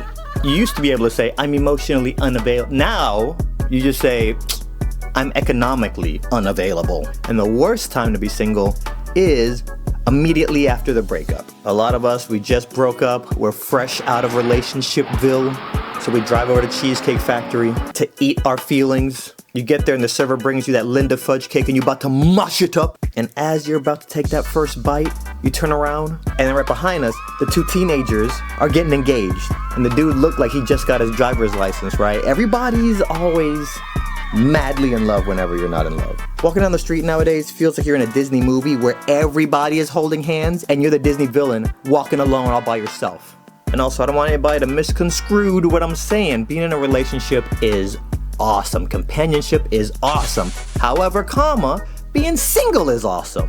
And when you're single, your For You page is just flooded. Wedding setups and extravagant beach weddings and baby gender reveals. If society's got you feeling incomplete, if your parents got you like, where are my grandkids? Don't listen to them. Also, why come for our whole lives, our parents are like, you better never have sex ever or you'll die. And then as soon as we get out of college, where are my grandkids? Pop out babies. Being single is a superpower. Shout out to the single people who are focused on becoming the best version of themselves. Whether you're single or in a relationship, your goal should be happiness. Get happy first, single, then let a relationship add to your happiness. Because we all know people who are in a relationship and miserable. I honestly had a different video plan to post, but my DMs are full with people asking for advice on dealing with breakups right now. So we're audibling to this. Learn to listen to your flaws about yourself without getting mad. Everybody else around you has a perspective of you that you don't have. You know, there's 100 different versions of you that exist in other people's minds. Okay, story time. Ready? I was out doing my thing. I was with some friends. I saw this girl, and it wasn't love at first sight, but it was, oh my God, at first sight. Y'all, this girl was sexy than a mug. So honestly, I didn't think I had a shot. I went up to this girl. I didn't just take a shot. I emptied the whole clip. I rizzed her up. Wizard of Oz at your service, right? Get her number. We go on that first date. We have a good old time. We keep texting. We keep talking. We keep flirting. Then I says to her, okay, for date number 2, we're doing a vacation date. My stimulus check just came in. If you want to get Italian, let's get Italian in Italy. We didn't go to Italy. This is the second date, guys, calm down. But we did fly somewhere. So we get to our vacation spot, get to the hotel. We're at dinner. Everything's going good. Drinking wine, get the bill. It's 2 million Fortnite V-Bucks. Get back to the hotel room. We still haven't kissed. Went on the first date, flirted a bunch, still haven't kissed. Everything has that dreamlike quality because the wine is hitting right. Our faces start getting close, you know what I'm saying? You know what I'm saying? Birdman hand rub, you know what I mean? I'm about to smooch this girl up and she about to fall in love, plur. And then boom, we kiss. And Y'all, oh my god. It was the worst kiss ever. She made her mouth stiff. Top lip stiff, bottom lip stiff, tongue stiff. We're on this vacation day for 3 days. So the last day on the vacation date, I'm just like, I'm gonna say something. So I says to her, I says, yeah, I'm just weighing in as an unbiased third party not attached to this situation with no vested interest, but Porque, why you kiss me like you don't want to kiss me? And then she says to me, she says, why does every guy tell me that? Okay, if every guy is saying this, either all of them have issues or you're the one with the issue. We all have these flaws that hide right in plain sight, but they're invisible to us. And if we get mad anytime anyone tries to help us out, we're gonna spend a lot of time real frustrated thinking that the other person's the problem when we're the problem the whole time. And let me just use this as a segue to talk to my couples and people's in relationships real quick. So I'm dating this girl, we're dating for a month or two, and she didn't realize, but she brought her ex up every single day. After about a month of hearing about one of her exes every single day, I was like, okay, I'm gonna start keeping track of how long this goes on for. So after I got to a certain point, I had to say something. So I says to her, I says, yeah, I'm just weighing in as an unbiased third party not attached to this situation with no vested interest, but I don't think you're aware, but you've brought up one of your exes every single day for the last 4 months. Just wanted to point, I'm not trying to start none, just want to point that out to you. When I said this to her, do you think she A, said, I didn't even notice. Thanks for pointing it out. You're so awesome. Or do you think she B, turned into She-Hulk, got mad, and started flipping tables? Needless to say, we didn't work out, but she was a lot of fun, I'm not gonna lie. If you're with somebody and they're telling you, hey, you're this, you're that, if your POI or your friends are telling you things, thank them first, and then work on it. If you're in a relationship and you never want to accept correction from anybody, that's not a relationship, because relationships are compromise. That's a dictatorship. And if you want to run a dictatorship, do yourself a favor and just stay SINGLE. Hey, let's go. I'm at the red lights, twerking on them headlights. Whatever you put out into the universe comes back to you. In middle school, there was this dude named Jake. Puberty hit Jake when he was 12. So this dude was like 6 foot tall for no reason. But the first time we got into a tiff, it was after school, we're playing basketball, me and my cousin Shane were on the same team. Jake fouls Shane, they start getting into it. Jake grabbed my cousin, I just blacked out. I went full throttle, Charlie's Angels. You got a problem with my cousin, you got a problem with me. I run out of nowhere, I snapped and turned into Batman and I jumped on his back. 2v1, literally in a single motion. He just cranked and then flung me like a rag doll. I was in a splint for like 3 weeks. Sleeping with a splint is not fun. Jake just starts harassing me every day. Eventually Jake just got tired of the standard bullying, I guess, and then he found a new way to entertain himself. If you weren't paying attention, he would run up to you and pull down your pants. Well, it's not bad enough that I'm failing algebra and failing French class. Imagine how traumatic it is psychologically coming to school, looking over your back in between every single class, wondering if you're trying to pull your pants down and you're gonna be exposed, and now I gotta start my OnlyFans account. I say this kind of jokingly, but not jokingly, because it was very stressful when all this was happening. And then one day, everything changed, because we got a new kid, Sterling. I see Jake just looking at Sterling like, fresh meat. First day Sterling gets there, as soon as school ends, Jake goes over to him and pushes him. Sterling pops Jake in the mouth. You know, they say if you ever go to jail, you gotta start a fight on the first day. That. Jake did not hit him back. Something very strange happened. Jake and Sterling became best friends. You know how rappers collab and they do an album together? Yeah, that happened. These dudes went on a bullying tour. They got so tired of bullying people in our class, they started bullying like high schoolers. Granted, I saw Sterling get his butt kicked by this sophomore, and that was one of the most satisfying things I had ever seen in my life up to that point. But these dudes just wanted to fight everybody. I think it was like 8th grade, Jake was having a birthday party, and he came to school and he was telling everybody like, hey guys, come to my birthday party, and nobody wanted to come. When you're harassing people, people don't want to be around you like that. I think he put 2 and 2 together, so he started acting really nice. For like a week straight, he was nice to everybody, and then some people were like, okay. So Jeremy said he was gonna go, Robbie said he was gonna go, my cousin Shane said he was gonna go. I was the last person invited, so I'm like, okay, down. Now granted, I'm a nerd. Nerds are my peoples, okay? No matter what outfit y'all see me dress up in, still nerd. Bullies can just sense nerd. But I figured, let me go to his party, let me get in good with him, maybe he'll leave me alone. Go to this party and it was pretty fun. His dad was barbecuing. Then the video games came out and we put on Madden. Not a good idea. I knew this play, HB toss left with Cincinnati, you couldn't stop it. So no matter how bad of a predicament, I could be 4th and 90. You knew what was coming. I beat Robbie, I beat Jeremy, I beat Shane, and then it's Jake's turn. I don't just start beating him. I run HB toss left every play.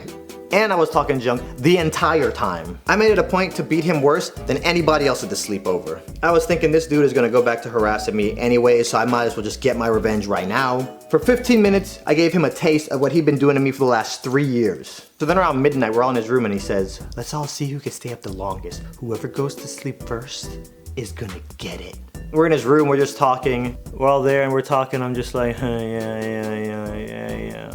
Next thing I know, I hear giggling.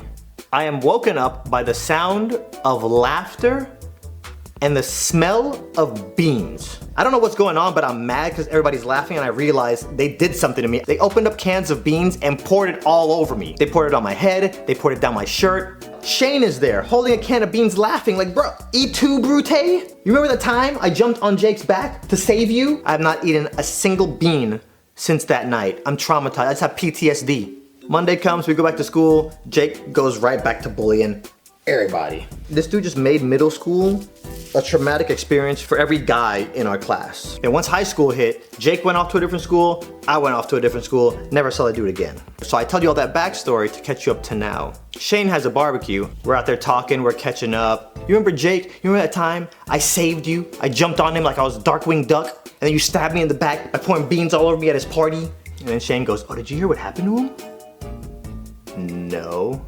On prom night, he went out partying, got super drunk, got in his car, drove home, and hit a construction worker, and then kept driving. The cops went and looked at the cameras and traced them back to his house, showed up and arrested him, and the judge stacked all that. Driving under the influence, speeding in a construction zone, hitting a construction worker, fleeing the scene of a crime. They gave him life in jail. He has not seen the light of day since the day after prom.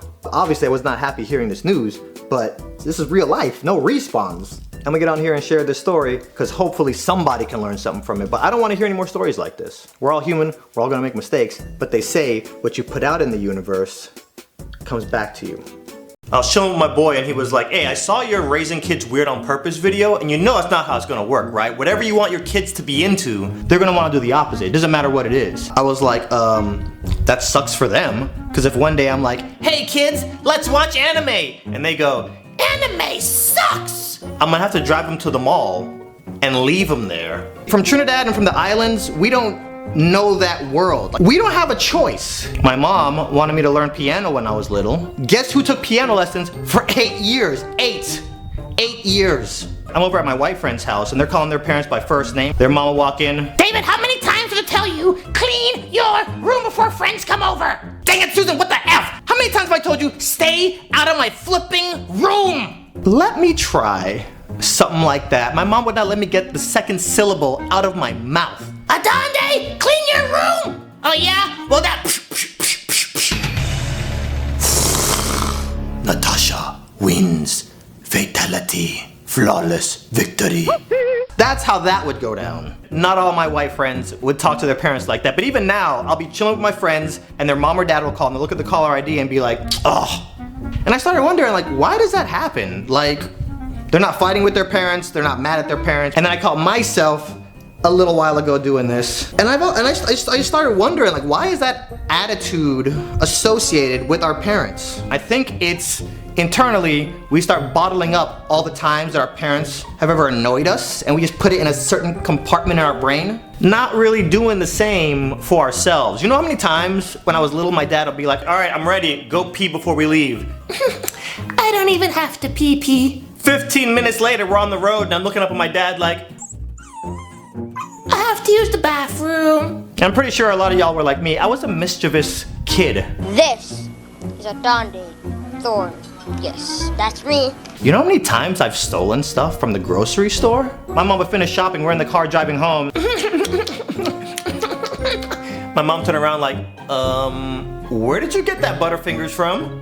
One day my grandmother got me so mad, I wrote her a letter with 3 words on it. F you, grandma, and I didn't write just the letter F, it was a whole word, there was no blurred mosaic on it, it was the full word. I left it on her bed and I was out. My grandmother found it, she started dying of laughter, but my mom, she was so mad, she was like, Adonde! I'm so mad, I don't even know what to do to you right now. Granted, there are some pretty crappy parents out there in the world. My friend Colleen, her mom got 6 credit cards underneath Colleen's name, maxed them all out, and crashed Colleen's credit. That's a crappy mom. I think at a certain point we all start taking our parents for granted, but there was one thought that really resonated with me. My mom called me one day, I was getting ready to start rolling my eyes, and I thought, you know what?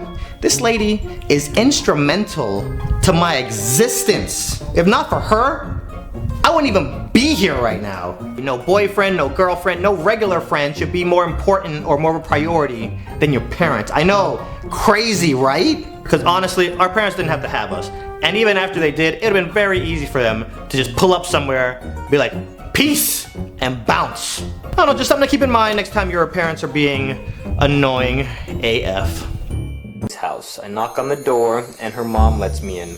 Now to get to Jane's bedroom, you have to walk down this very long hallway. So I walk down the hallway and I get in her room, and Jane and Pam are off in the corner, and they see me enter, but they don't say anything to me. They're just mumbling something to each other and whispering like, yeah, I don't really know what's going on. I just figure it's inside girly joke stuff. I don't even know. So I sit down, take out my phone, and call Warren. It rings, he picks up, and I'm like, hey dude, where you at? You know, I just got to Jane's house. I was just wondering how much longer till you get here. He's like, oh, you just got there? Okay, no problem. I'll be there in a minute. So I hang up the phone, and then I look up, and then Jane is standing right there in front of me, and she has this very sinister, kind of evil look on her face, but it's a girly sinister, like I'm up to no good kind of look. She leans over, and she closes her door and locks it. And I'm thinking, okay. And then she puts her hand on my chest and slowly pushes me back onto the bed. And she grabs my 2 hands and puts them above my head. Pam quickly grabs them and she ties them up. I don't even know if she's using a sock or what. It felt like a sock, but I couldn't really see. I'm looking up and I'm like, okay, my hands are being tied. Again, this is all true, guys. It happened this fast and this random, like totally out of the blue. Like no words were exchanged even at this point. So now Jane takes the bottom of my shirt and then lifts it up over my head while my hands are tied, and she exposes my chest, you know, like my massive muscles go bulging everywhere. That's probably a good, you know, depiction of it. So then Jane gets up and she opens the door, leaves the room and closes the door behind her. And then I can hear Pam now walking around the room, and she says to me, listen, Adonde, if you just don't struggle and don't make any noise, this will be a lot more fun for all of us. And I'm thinking to myself, what is that supposed to mean? Like, what are y'all about to do? So then I hear the door open and close, and I'm guessing Jane is back in the room now because I can't see anything. So then I just hear a lot of whispering and murmuring, you know, they're just giggling and whispering, and I'm just like, what are they doing? And then suddenly I hear a beep. And I'm like, whoa, whoa, whoa, are y'all recording this? And they don't answer, they just giggle so much, they just keep giggling. I was gonna start putting up a little bit of a struggle, but then I thought, you know what? The shirt is over my face, so they can't really see who I am if they are recording this, but whatever. Then I hear Pam walk around to the side of the bed where my hands are, and then Jane lays on the bed beside me.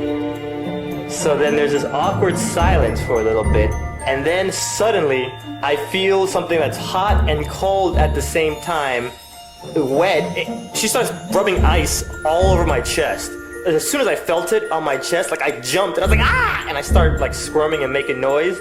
And then Pam quickly covers, she puts her hand over where my mouth is. So now I'm just ooh, ooh, ooh, doing a lot of that, while Jane starts to rub this ice on my chest. And right now I'm feeling like Neo in Matrix 1 when the agents are pinning him down and, you know, he's trying to squirm and his mouth is sealed shut and they're putting that little worm, alien baby in his stomach. That's what I'm feeling like right now. Pam is holding me down, covering my mouth. Jane is doing her whole, I think she's writing the alphabet on my chest with ice. And then she kind of stops. And then I'm just like, okay, now what is going on? And the next thing I know, she busts out with 2 blocks of ice, 1 in each hand, and then starts going up and down the sides of my body, and that did not feel too pleasant, let me tell you guys right now, okay? So then I'm starting with the making noise all over again, and then, Pam still has her hand over my mouth, so I'm like, ooh, You know, I'm doing all that action.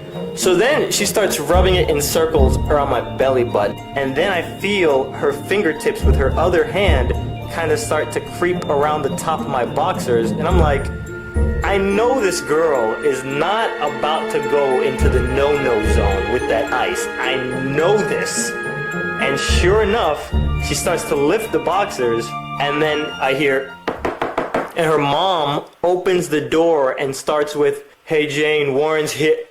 And she looks up, and if there was ever a moment in this whole scenario, she happened to walk in on the most incriminating image. Like, if you were to take a still frame out of this whole scenario, and it'd be the worst possible one you could take a mental image of, this was the first image she saw soon as she opened the door. With Jane holding my boxers up, ice in hand, very obvious what you're about to do, shirt over my face. My muscles were bulging all over the place, and they were glistening from all that ice. So there was like glistening muscles everywhere. And then here's Pam holding my hand and videotaping this.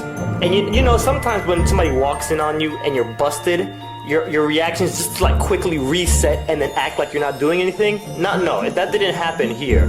They absolutely froze because apparently Jane forgot to relock the door when she came back in. And basically her mom was coming in to tell everybody that Warren is here. So now Warren and Jane's mom are standing in the doorway. Warren comes in and he's just like, did I come in at a bad time? And you think the girls would have helped me get untied or would have taken the shirt off from about my head? No. It all gets very gray right here because in my head, I'm just like, crap, mom walked in, saw all this going on. I'm probably going to end up being the bad guy at some point here. I'm going to be the one that's going to get blamed for this somehow, even though I'm the victim. And believe it or not, for the next few weeks, even actually the next few months, anytime Jane or Pam saw me, they would always refer to me as Ice Boy. And they would always do it when my other friends were around or when their friends were around. So they'd say, "Hey Ice Boy, what's up?" And naturally, people are gonna wonder, why are you calling him Ice Boy? And they'd be like, "No reason." Yeah. Now I never did see for sure whether or not Pam was videotaping this whole thing, but I just hope the Ice Boy video, if there is one in existence, never makes its way to YouTube or the internet. Before I got the job at Disney, I went to MGM Studios to be a part of the live studio audience when they were filming one of the episodes of Mickey Mouse Club. At the end of every show, the cast members would spell Mickey's name, and then music would start playing and everybody starts dancing. So I went there with my boys Paul and Josh, and we're in the audience, and the cameras are rolling, and the episode ends, and the cast members are all singing, lights start flashing, everybody gets up and starts dancing. But for whatever reason, I just wasn't feeling it. So the song finishes, and the production guy comes out on the microphone, and he's like, "Okay, good job, guys, but we need to do it again because we're picking up some people on camera who aren't dancing." Everybody in the audience kind of giggles a little bit and looks at me, Paul, and Josh. And just then I look up on the stage and I see this blonde kid who's one of the cast members. He leans over to another girl cast member and whispers something in her ear. And they both look over at me and just start laughing out loud. And I'm like, "Oh, y'all got jokes? Okay, play the music again, see what happens." Okay, we're gonna start it over again. Remember guys, big smiles, look happy, and don't forget to dance. Ready? 3, 2. Oh, I get up. And every time I see a camera with a red light on, I do my best to kind of lean into frame with my hands folded, staring back at the cameraman, looking like I hate my life. I get home and they finally air the episode I was on a few weeks later, and you start to see my elbow slide into the frame, and they just cut to another shot. And they finally show the master shot with everybody dancing, and they superimposed Mickey over me, Paul, and Josh in the background. Turns out that blonde kid that was laughing at me, his name was like Justin Timber something, I don't know, like he got a record deal and made a Christmas album. But yeah, I only acted rebellious at Disney when I felt disrespected. To be honest with you guys, the night that I snuck back into the park and rode all the rides and ate all that food, that was my kamikaze mission. Because I knew my face would have popped up on somebody's camera somewhere. Nothing happened. Nobody saw me. But I still knew that I kind of had to quit. Like, any of you guys ever had that job that you loved or just really liked, but there was a supervisor or manager and they just made your job so stressful for no reason? But it was cool. I already made the most out of my experience working for Disney. Or so I thought, because one day I go into Take 5, that's the cast member employee break room lunch area, and I overhear some of the college program kids talking. And for anybody that doesn't know, the college kids from all over the world, UK, Australia, Canada, they all come down, they get assigned to work at one of the Disney parks, Disney provides housing for them, and then Disney automatically takes rent out of their paychecks. And the only one I kept hearing about was Vista Way. For some reason, like I would never get details, but I'd always hear people saying Vista Way. And they always say it like that, like they're getting a massage while they say like Vista Way. I'm at Take 5, these college kids next to me, they start talking and I'm eavesdropping now, and their conversation opened my eyes. Remember how I left House of Blues early and went back to Vista Way? Yeah. Well, I was walking to my room and I kinda ran into Ashley and we ended up making out. Dude, no way, she's so hot. And I made out with Taylor too. No way, dude, I've had a crush on her for like ever. I know, and I still made out with her. But it gets better, because you know Pam? Made out with her too. Dude, 3 girls in one night? Like, what were you like room hopping and making out with all these girls? No, I made out with all of them at the same time. So now I'm doing Google search trying to find blueprints to Vista Way.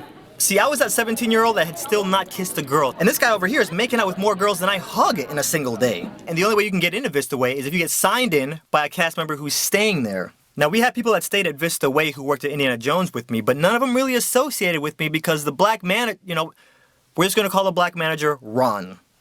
Ron would go out of his way to punk me in front of all my other coworkers, so none of them wanted to really associate with me. But one day we get this new girl, Amy, really cute Asian girl, and she had a really awesome personality, and that made her even cooler. And me and her just hit it off instantly. Anyways, what me and Amy started doing, we started park hopping just to find hot spots around Disney parks that had really good food. Fast forward a little bit, Amy has the day off. I'm standing at Greeter in front of Indiana Jones, and this guy comes up to me. Hey, are you a Donde? Yeah.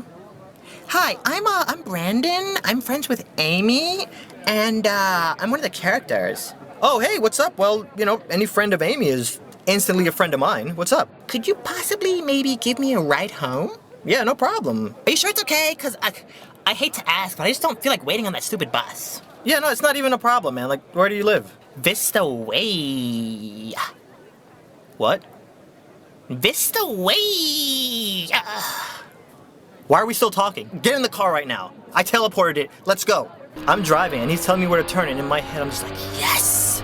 I am kissing at least one girl. Esta noche. We pull up at the entrance, and the first thing I notice is how fortified this place is. They got 3 security guards, motorized gates, dogs with lasers on their heads, watchtowers with spotlights. It felt like I was pulling up to the entrance of Jurassic Park. These guys seriously were acting like they had velociraptors up in here. Pull up to the gate, guard stopped me. How can I help you? Yeah, I'm just here taking my BFF, Brendan. I'm taking Brendan, my BFF, home. It's right inside there. I'm in building 301.